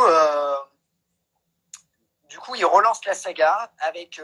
Donc ils vont pas remettre Imhotep, ils vont mettre une nouvelle momie. Et est-ce que tu savais comment devait s'appeler le film La Momie 3? Bah, je sais que à l'époque, il était pressenti que l'intrigue se passe au Pérou, je crois, et ça devait être une momie aztèque. Oui, parce que ça devait s'appeler La Revanche de la momie. Voilà. Et en fait, ils ont totalement changé de scénario, et donc c'est devenu l'empereur, le tombeau de l'empereur. L'empereur contre-attaque. Vous, blague de cinéphile. Énorme. Non, ouais, le tombeau de l'empereur, et du coup, bon, c'était. Non, c'est la tombe de l'empereur dragon, s'il te plaît. Ah oui, parce que attends, non mais oui, ah oui, ça se passe en Chine, forcément, il y a un dragon. Oui. Ah ouais, non mais oui, le tombe de l'empereur dragon. Dragon qu'on ne voit jamais d'ailleurs. Ah si, c'est vrai qu'ils se transforment en dragon. Attention, on est vrai qu'ils sont en dragon. On est dans. Alors ça c'est cool, mais alors ça c'est vraiment le truc la plus conne que j'ai jamais vu de ma vie, quoi. Alors, quand je l'ai revu, je dis, mais attends, mais je m'en souvenais plus moi de ça. Il se transforme vraiment en dragon là. Tu sais que en fait, je croyais l'avoir vu. Et honnêtement, je ne l'avais pas vu, ce film. Et je l'ai vu dans le train hier. Et au début, je me suis dit, mais en fait, il n'est pas si dégueulasse que ça. Tout le monde le critique, je me dis, au départ, il est plutôt pas mal. Oh la vache, après, ça part tellement en live. Putain, quand il se transforme en dragon, je me dis, mais c'est quoi cette merde? Attends, carrément, il se transforme. Et le mec, c'est Manimals. Il se transforme en tout, quoi. Non, mais non, faut arrêter de déconner. Non, et en plus... Le truc, c'est que les mecs, ils ont Michelle Yeoh, ils ont Jet Li, ils ont Anthony Wong. 3 grosses stars de UHK de l'époque hongkongaise des films d'action. Anthony Wong, c'était à toute épreuve. Oh, le mec, d'ailleurs, je crois que ça m'étonne d'ailleurs qu'il n'y ait pas Donnie Yen. Mais oui, non, mais carrément, mais je suis persuadé, mec, s'ils avaient fait la Momie 3 maintenant, il y aurait Donnie Yen à la place de Jet Li. Moi, c'est sûr. Non mais ils te mettent Anthony Wong. D'ailleurs, c'était Monsieur Cinéphile qui avait fait un petit parce qu'il adore les films HK et qui avait fait un petit paragraphe sur Anthony Wong parce qu'il joue dans pas mal de films hongkongais de l'époque. Hein. Un mec, je crois qu'il a joué dans tous les films, quoi. Mais de la comédie au trash total, si vous avez l'occasion, moi je l'ai pas vu, mais j'ai juste vu des extraits. C'est Ebola Syndrome, qui est vraiment a priori vraiment dégueulasse. Mais du coup, ils arrivent à quand même à placer 3 grosses stars de l'époque et les combats sont à chier. C'est une catastrophe les combats. Salut Kevin. Moi je l'appelle Kevin Zidane parce que son nom de famille c'est Ziane et ça ressemble à Zidane. Super. Merci. Non mais oui. Et tu te dis mais non mais c'est pas possible. Les combats sont dégueulasses. Jet Li, c'est dégueulasse. Tout est cuté. Tout est coté ou en image, comment dire, ralenti. Non mais ce qui est quand même dingue, c'est que si tu choisis des acteurs comme ça et que tu tournes en Chine, prends des coordinateurs de cascade chinois, quoi. Des mecs qui savent mettre en valeur leurs stars, quoi. Parce que, sans déconner, c'est une cata, quoi. Mais fais comme Mulan. Non, je déconne. Justement, j'allais te le dire. J'ai dit, c'est exactement pareil que Mulan. Ils prennent des acteurs chinois, mais ils savent pas quoi en faire. C'est l'époque. Jet Li, il était super coté à l'époque. Bon, voilà, voilà. Michel Yeoh, génial. On va mettre Tony Wong parce que finalement, Tony Wong, il joue dans tous les films. Il accepte tout. Allez, c'est parti. On va faire. On a notre casting. Et mais tu sais,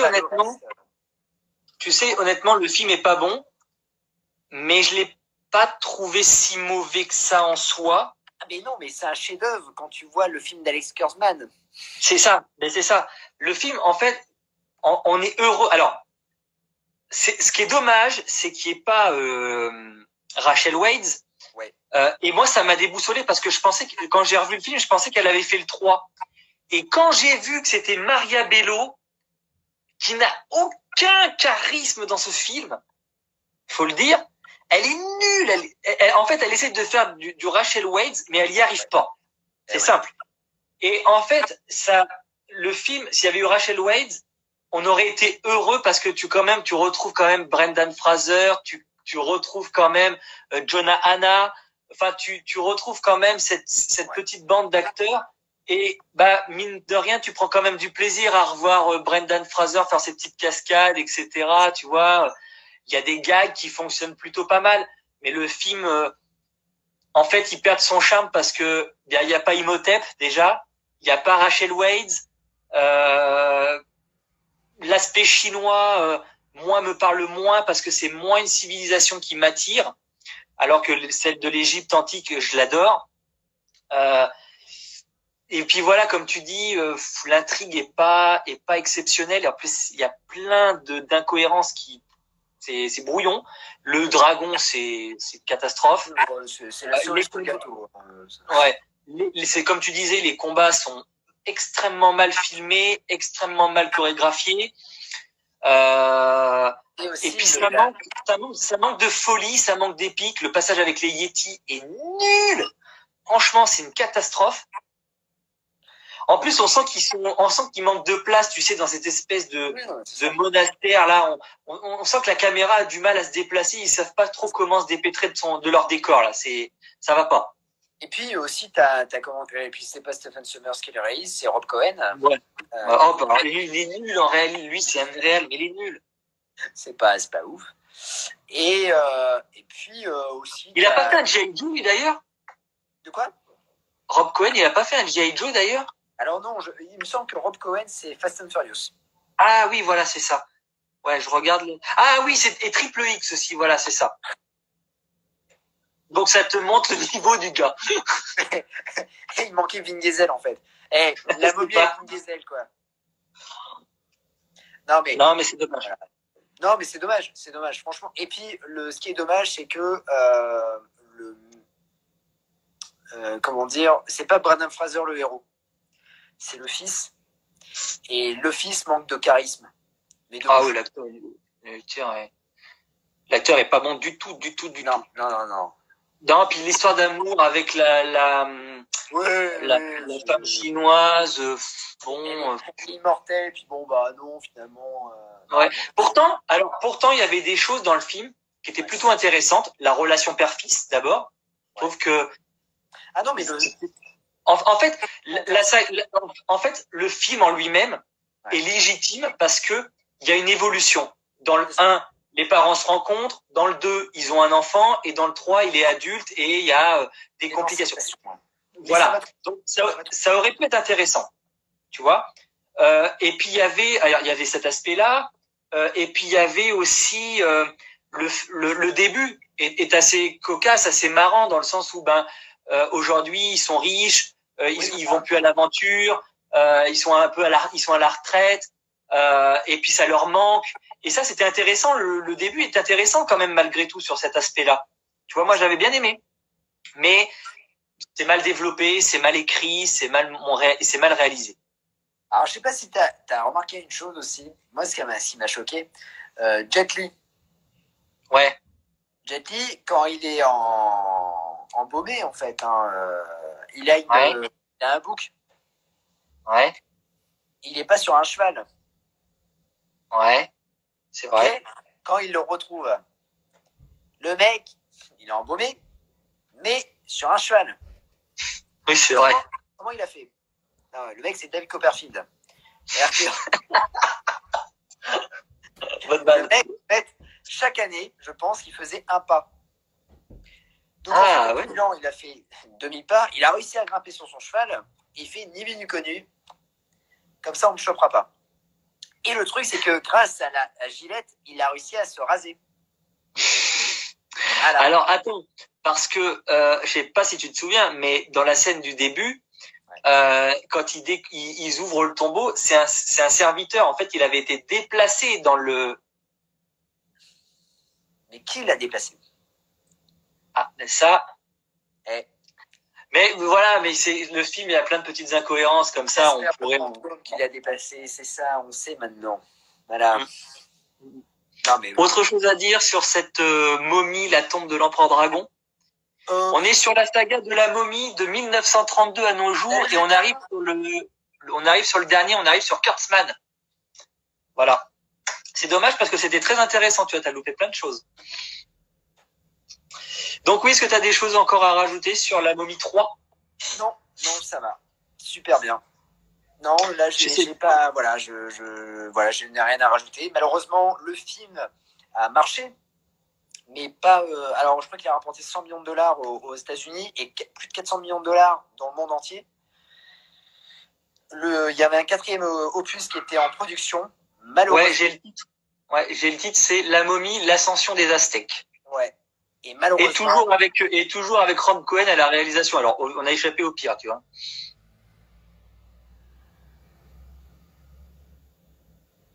Pas fait. Et du coup, Universal a dit, le boss d'Universal a dit, bon les mecs, il y a eu les Avengers, on va avoir Justice League, j'ai une idée, on va relancer le Universal Monsters. Et pour ceci, on va mettre un acteur ultra bankable, Tom Cruise. On va faire la momie, bingo. Et puis ils se sont dit, tiens allez, il nous faut des gros acteurs. On va mettre Johnny Depp dans le rôle de l'homme invisible. Bah c'est sûr, Johnny Depp, tout le monde kiffe, surtout maintenant. Ensuite, ils ont dit, on va faire... Ouais, le pauvre, putain, Gladiator, mais il a bouffé carrément Gladiator, le mec. Il a bouffé Jorel. Enfin, bref. On en reviendra sur la façon dont ils ont rajouté le Dr. Jekyll et Mr. Hyde dans le film. On reviendra dessus. Et puis ensuite, ils avaient signé un contrat. Ils avaient proposé à Angelina Jolie pour jouer la fiancée de Frankenstein, Javier Bardem pour être Frankenstein, et, attention, The Rock dans le rôle du loup-garou. Et ça, je dis, putain, l'idée des mecs, quoi. Je me dis, le Universal Monsters était lancé. Je me rappelle, le film n'était pas encore sorti, qu'ils avaient balancé une image qui était plutôt classe, avec Johnny Depp, Tom Cruise, Javier Bardem et Sofia Boutella, en disant, regardez, on a le casting du Universal Monsters. Honnêtement, j'étais chaud au départ. J'étais chaud. Mais bon, grave, aussi. j'étais un peu moins chaud pour Johnny Depp, mais je me suis dit, bon, pourquoi pas. Le mec, j'espère qu'il ne fera pas du Jack Sparrow pour L'Homme Invisible. Et je me suis dit, pourquoi pas, ça peut être cool. Et donc, nous avons La Momie d'Alex Kurzweil. Alors, écoute, moi, je suis allé voir au cinéma ce film-là. Je suis allé voir le jour de sa sortie. Moi aussi. C'était génial, voilà. Et malheureusement, il m'est arrivé un accident. L'accident qui a pu se passer, c'est j'ai dormi. C'est-à-dire que l'introduction, je l'ai vue jusqu'à ce que l'avion se crache. Non, je me suis endormi quand on voit Russell Crowe arriver.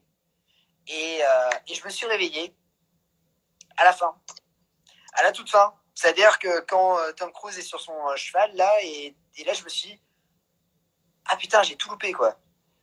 Et là, là, je me suis dit, ah ouais, en fait, j'ai peut-être vu. Alors, j'étais deg parce que je me suis dit, j'ai peut-être loupé un chef-d'œuvre. Parce que j'avais une personne à côté de moi, un gars qui me disait, qui faisait partie du blog pour lequel j'écrivais avant, et qui m'a regardé, il me fait, putain, il était génial ce film. Et je me suis dit, putain, je l'ai loupé. Donc moi, bien sûr, j'ai fait comme Chandler dans Friends. J'ai fait comme ça, je fais, ah ouais, non, il était vraiment bien. Là, franchement, vraiment. Et je me suis dit, putain, je n'ai rien vu de ce film, mais je ne sais même pas de quoi il parle, quoi. C'est... Et le pire, c'est que le mec avait fait une super critique sur le film et tout ça. Je me suis dit, ah ouais, j'ai peut-être loupé un film de fou, quoi. C'est bon. Et je comprenais pas pourquoi faire une bonne critique sur ça. Ah non, mais attends. Et je regarde et je vois les autres critiques et tout ça. Je vois qu'aux États-Unis, il fait un bid monumental. Je me dis, non, mais attends, mais c'est pas possible. Et je l'ai revu. Mais c'est une merde. Mais c'est une merde, ce film. Mais c'est pas possible d'avoir pondu un film pareil. Mais même je comprends pas Tom Cruise, pourquoi il a signé ça. Mais c'est une catastrophe. Putain, je comprends rien au film, quoi. Non, mais le truc, putain, ils te font un Avengers, c'est-à-dire qu'ils te foutent Dr. Jekyll, Mr. Hyde, ils te foutent le squelette, tu sais, de Dracula, le crâne de Dracula. Non, mais sans déconner, qu'est-ce que c'est que ce film? Honnêtement, je dis juste une chose. Ce film est nul. Voilà, je suis désolé. C'est un film de studio. C'est pas un film de réal. Alex Kurtzman, on lui a donné un gros budget. On lui a dit, bon, allez, pour 90 millions, tu vas me. Non, même plus de 90 millions. Je crois qu'il a coûté 145 millions. Tu vas me faire un film de fou. Je vais te dire ça. Le mec ne sait pas réaliser. Il réalise comme un pied déjà. Et non, franchement, là, c'est. Je sens que t'as pas aimé. Alors, encore pas aimé. Tu vois, j'aurais pu dire non, mais j'ai pas aimé. Non, mais quand même. Non, c'est pas que j'ai pas aimé, j'ai détesté en fait. C'est même pas un nanar ce film. C'est une catastrophe. Non, mais je suis d'accord. Attends, 125 millions. Ah ouais, 125 millions, tu vois, ça c'est. Tu sais, ça fait un peu, tu vois, comme César contre Brutus contre César, tu vois. C'est la même sensation. Tu vois, tu vois une merde. Voilà, je suis désolé pour, j'ai respect pour les réals et tout ça, c'est pas ça. Mais quand on ne maîtrise pas le sujet et quand on veut faire quelque chose qui sort de l'ordinaire, tout ça, non. Là, déjà, on peut déjà commencer par. En fait, je pense ce qui nous a pas plu entre guillemets, pour rester poli, c'est qu'en fait on passe de Rick O'Connell à Tom Cruise. Et c'est deux personnages qui sont hyper différents et c'est deux films qui sont très différents. Il y en a un, c'est un film d'aventure, un film archéologique, un film même familial, parce qu'on parlait de l'aspect familial tout à l'heure, et qui est important aussi. Et là, on est sur un militaire. Une action, non, on est quand même sur un film d'action. Voilà, ouais, c'est ça. Bah oui, c'est ça. On est sur un protagoniste en fait qui ne donne pas envie. Parce que déjà, le point faible pour moi du film, c'est qu'il se déroule déjà à notre époque. Donc déjà, un film d'aventure avec des monstres dans notre époque, déjà, ça passe moins bien déjà à l'écran. Puis même, non mais quand tu vas plus loin dans le truc, c'est que tu te dis putain, ils auraient dû rassembler la momie, Dracula, tout ce petit monde dans un film. Donc à notre époque. ça n'a pas de sens. Ça colle pas. Et puis les personnages sont hyper lisses, sont très mal écrits. Et puis à part nous dire Tom Cruise il est militaire et la nana elle travaille pour une organisation en tant que docteur archéologue, il y a rien quoi. Alors que dans La Momie, on introduit Rachel Weisz, on sait qu'elle est bibliothécaire au musée, à la, je sais pas si c'est pas le musée du Caire, mais comment ça s'appelle le conservatoire. Ouais. Tu vois, on l'introduit. On sait que tout de suite, on voit que c'est un personnage qui est maladroit, mais qui est extrêmement brillante. Et puis de l'autre côté, on voit tu vois, il est militaire aussi au début, Rick O'Connell. Voilà, on le voit faire sa petite guéguerre. On le voit après en prison. On pose les personnages. Là, on arrive. Tom Cruise arrive. Il fait ses cascades là dans l'espèce de petit village en Irak, ça explose de tous les côtés, t'as la nana qui arrive, salut, je m'appelle machin, je suis archéologue, il m'a volé ma carte. Là, t'as un espèce de missile qui tombe. Oh, il y a des trucs égyptiens en dessous, c'est incroyable. Ça n'a aucun sens. C'est nul. Ah non, mais c'est complètement idiot. C'est complètement con. Et si on allait en dessous, on va voir ce qui se passe. Mais excellente idée, allons-y. Toi, tu vas l'accompagner, Tom Cruise, parce que quand même, une femme toute seule là-dessous, ça craint un peu. Tu vois. Et puis alors là, l'autre il tire, il y a un machin qui tombe. Il faudrait qu'on rapatrie absolument ce machin, un crash crash de l'avion, machin. Enfin, tout s'enchaîne à une vitesse incompréhensible. C'est n'importe quoi. L'introduction est mauvaise comme tout. Les personnages, du coup, on n'est pas attaché à eux parce que on ne sait rien d'eux à part que l'autre c'est un guignol et puis qu'elle travaille pour une organisation. Enfin bref, c'est...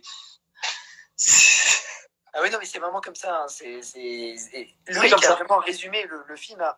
Tu l'imagines vraiment le film. C'est ça. Ça se passe comme ça. Ah non, mais c'est affreux. Non, mais... Le coup du missile, mais je m'en souvenais même plus. Mais le coup du missile qui arrive dans le village et qui nous dévoile ces antiquités égyptiennes, j'ai dit mais c'est pas possible, ils n'ont pas osé faire ça. Le mec qui a écrit ça, c'est un génie. C'est un génie, franchement. Non, il a dû se dire putain, comment on peut faire réciter une momie? Oh écoute, on va la découvrir grâce à un missile. Allez, un drone missile. Donc ils sont en train de se dire mais attends, mais le mec c'est un génie. Non, c'est alors que quand l'introduction dans La Momie avec Rick O'Connell, ouais. Quand il se retrouve tout seul là dans l'espèce de palais là où est enterré, et puis t'as les sables, tu sais, qui commencent à faire des petites vagues comme ça. Et c'est terrifiant parce que tu dis putain, mais qu'est-ce qui se passe? Il y a quoi en dessous? Tu vois? Et là t'as rien. Là c'est le missile tombe, il descend en dessous, t'as 2-3 araignées, l'autre qui a des hallucinations, c'est l'élu, on ne sait pas comment, mais c'est l'élu. et tu te dis mais en fait, c'est le problème des blockbusters aujourd'hui, c'est que on introduit mal et on n'introduit pas ni l'intrigue ni les personnages. On ne donne plus de corps aux personnages. Là, le truc, il a été torché en 2-2, c'est pas possible. Il a été écrit en une semaine par Gilbert Montagnier ou autre, je sais pas, mais putain, c'est fou, c'est fou. Mais le film, non mais en fait, je comprends pas pourquoi ils se sont dit bon allez, on va faire ça. Dessus Tom Cruise, ouais, t'es l'élu, toi, allez, t'es Néo. Donc du coup, c'est toi qui affronteras la momie. Non mais, tu dis, non, mais attends, non mais où est-ce qu'on est, quoi? Où est-ce qu'on est? Et alors après, en plus, comme par hasard, il rencontre un certain Monsieur Jekyll, Dr Jekyll. Dr Jekyll qui lui raconte une histoire, tout ça, et il le fait sous-entendre que en fait, il n'y a pas que la momie. Ouais, voilà. C'est comme Nick Fury à la fin d'Iron Man. Il n'y a pas que toi comme héros. Voilà. Et encore, c'est mieux fait dans Iron Man, c'est pour dire. Ouais, là, voilà. Et attends, il n'y a pas le moment où il va se transformer en Mr. Hyde qui est dégueulasse. On dirait qu'il a une crise d'épilepsie, le mec. Hein. Mais j'ai pas compris parce que en fait, ils ont le même visage. C'est juste un maquillage un peu ridé, un peu vieillot, absolument dégueulasse. Alors on peut se foutre de la gueule de la Ligue des Gentlemen Extraordinaires, mais quand Jekyll il apparaît, c'est quand même un peu plus terrifiant quand même. Non, mais le mec, je sais pas, il est constipé en fait, c'est ça. Il a fait aux toilettes pendant 3 semaines, et là il force. Mais c'est ça, c'est une catastrophe. Non, sérieusement, si vous voulez regarder, vous marrez. Franchement, vous regardez la tête de Russell Crowe, mais c'est un mème le mec. Non, mais vraiment, c'est une catastrophe. Oh là là, le mec il se force tout ça, mais non, mais c'est à mourir de rire. Moi, il y a un mec qui fait ça, mais je me marre quoi. Mais en fait, tu vois, l'idée en elle-même de l'organisation, etc., c'est pas une idée mauvaise si tu veux transposer l'intrigue dans notre époque. Ouais. Mais pas sous la direction de Jekyll et de Hyde, quoi. C'est débile. En plus, il fait partie, entre guillemets, des méchants. Donc, puis alors oui, et puis on n'en parle pas de la fin avec Tom Cruise qui devient un dieu, qui devient le dieu 7. On en parle de ça. Non mais attends, mais Tom Cruise qui devient un dieu, mais qui devient genre... Mais un dieu qui se contrôle quand même. Pas un dieu, c'est pas le dieu 7 version civilisation égyptienne qui découpe son frère Osiris en petits morceaux. Non, c'est un 7 qui fait du cheval tranquille avec son pote à la fin du film dans le désert. Le mec il est couvert. C'est parti, tu vois, il y va tranquillement. Et tu te dis, ok, donc j'espère qu'il n'y aura pas de Momie 2. Ça, c'est quand tu sors du truc, tu te dis, non, j'espère. Et puis, t'as le mec, en fait, c'est le pacifiste. Le dieu pacifiste, tu vois. C'est le rebelle, c'est Lorenzo Lamas, tu vois, mais à cheval. Et puis, il faut vraiment arrêter avec, on l'a déjà vu dans La Momie, il faut arrêter avec ces espèces de vagues, là, de tempêtes de sable, là. À la fin, tu sais pas pourquoi il y a une tempête de sable qui les poursuit. Tu sais? Ils sont au galop et t'as une tempête de sable derrière, mais tu sais pas si c'est une tempête de sable qui les poursuit parce que elle est méchante ou si c'est parce que c'est le désert, c'est normal. Ouais, c'est ça. Tu te dis mais c'est une blague. Non mais c'est une blague. Ouais. En fait bon bah ok ça suit. Il y en a une autre au début avec La Momie, mais c'est là que tu vois qu'il n'y a pas d'imagination parce que dans La Momie, en plus, c'est beaucoup plus imaginatif parce que tu vois la gueule d'Imhotep, tu vois qu'il s'ouvre et tout ça, tu vois, ça a quand même plus de gueule. L'autre, elle poursuit un avion, après elle envoie des corbeaux dessus, et puis l'autre à la fin, enfin bon bref, c'est. Non mais et en plus il y a une scène un peu chelou. Honnêtement, une scène un peu chelou entre Sofia Boutella et Tom Cruise. Quand Tom Cruise est allongé, elle se rapproche de lui et genre tu vois, tu te dis ils vont coucher ensemble quoi, la momie et Tom Cruise. Ah oui. Et franchement, elle est un peu malaisante cette scène. Moi, parce que tu te dis mais pourquoi avoir mis ça? Voilà. Ah oui, c'est dans le cimetière. Oui. Voilà, oui, c'est ça. Ouais. Oui. C'est vrai que cette scène, elle est un peu glauque. Et en fait, la momie va enlever le falzar de Tom Cruise et puis voilà. Mais tu vois, tout à l'heure, on parlait des femmes fortes, etc., machin. J'ai pas compris pourquoi la momie c'était une femme. Non, et surtout alors, j'ai pas compris pourquoi c'était une femme, et puis en plus, le truc qui est énorme, c'est qu'ils l'ont vachement sexualisé à dos. Ah ouais. Avec ces tatouages là, bien sexy et tout, enfin, ok, je veux dire, on est dans une tendance où il faut mettre des actrices dans premier rôle, machin, mais c'est la momie, quoi. La momie, c'est pas une femme. Non, mais au-delà de ça, ils auraient pu mettre une femme, mais au moins qu'elle soit un peu effrayante, quoi. Enfin, là. Ouais, oui, voilà, oui. Ah, oui. Pourtant, j'apprécie énormément Sofia Boutella. Mais elle a du charisme, cette femme. Mais là, elle s'est totalement plantée, quoi. Dommage. Oh, Oui, alors, du coup, je voulais surtout en revenir, moi, au décor de Londres. Parce que, franchement, honnêtement, alors, autant dans les momies, même dans les anciens, tu voyages, tu vois, tu traverses quand même des décors quand même qui sont des paysages qui sont magnifiques. Ouais. Tu vois, t'as une très belle photographie. Là, Londres, c'est la moitié du temps, tu les passes dans les galeries souterraines de Londres. Avec les rails, etc., machin. Mais c'est hideux comme décor. C'est hideux. Pourquoi ils n'ont pas continué l'intrigue? Je veux dire, en plus, c'est pas comme si aujourd'hui, c'était difficile ou compliqué de se rendre à un point A, un point B du globe. Tu vois, c'est quand même. Je comprends pas pourquoi ils n'ont pas continué l'intrigue en Mésopotamie. J'ai pas. Enfin, c'est moche, quoi. Je veux dire, la photographie est extrêmement laide et les décors sont extrêmement laids. Alors, je sais pas si c'est un problème de budget, j'en sais rien. Mais ils ont exactement le même budget pour la momie et le retour de la momie, à quelques millions près.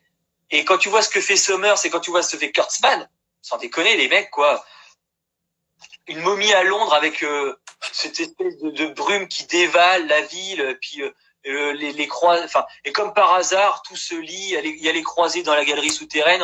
Mais lui, il a le petit bijou qui date de la Mésopotamie. Enfin, bon, bref, c'est. Non, c'est une catastrophe. Ce film est une catastrophe. C'est, je sais pas pourquoi. Je sais pas pourquoi ils l'ont fait. Je sais pas. Voilà, ils voulaient lancer le Dark. Il y a aucune personnalité dans le Londres qui se dépeint. Non, puis même c'est du fond vert. Les décors choisis sont moches. Il n'y a pas une scène où Tom Cruise court et puis il y a tout qui dégringole derrière lui. Ouais, il est comme ça, ouais.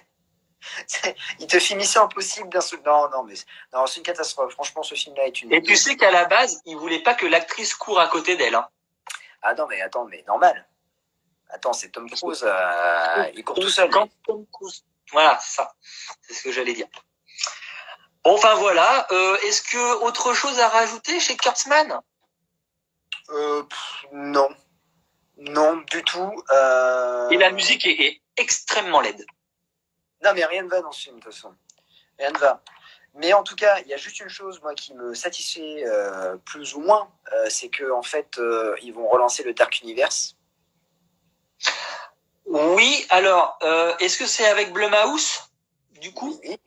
Oui. Et du coup, même Blumhouse, qui est une petite société de production, a réussi à faire mieux qu'Universal. C'est quand même... déjà, il L'Homme Invisible. Là, il prépare Dracula. Ouais. Ryan Gosling a signé pour le Loup-garou. Et ils vont faire la momie, je crois. Dans la foulée, ils feront la momie. En tout cas, mais ils ont dit de suite que les films ne seront pas liés. Donc ça, c'est plutôt pas mal. Donc ouais, mais après, tu vois, Invisible Woman, tu vois l'intelligence qu'ils ont eue par rapport à la momie qui est transposée au XXIe siècle. Ouais. C'est que au moins Invisible Woman, il y avait Invisible Man, il y avait un vrai contexte. Tu vois, l'armure, le costume, etc. Un propos féministe, un propos. Tu vois, il y avait, c'est bien fait. Là, c'est la momie, mais il y a pas de fond. Non, il y a rien. Donc, elle a des bandelettes pour dire je suis une momie, voilà. Non, c'est pas. Bon, bien, il me reste 15%, donc je pense qu'il va falloir conclure. Il me reste 9%, donc voilà. Voilà. Eh bien, on va conclure là-dessus. Merci à tous de nous avoir suivis. Oui, merci beaucoup. C'était vraiment un super live. Allez, bye. Allez, salut.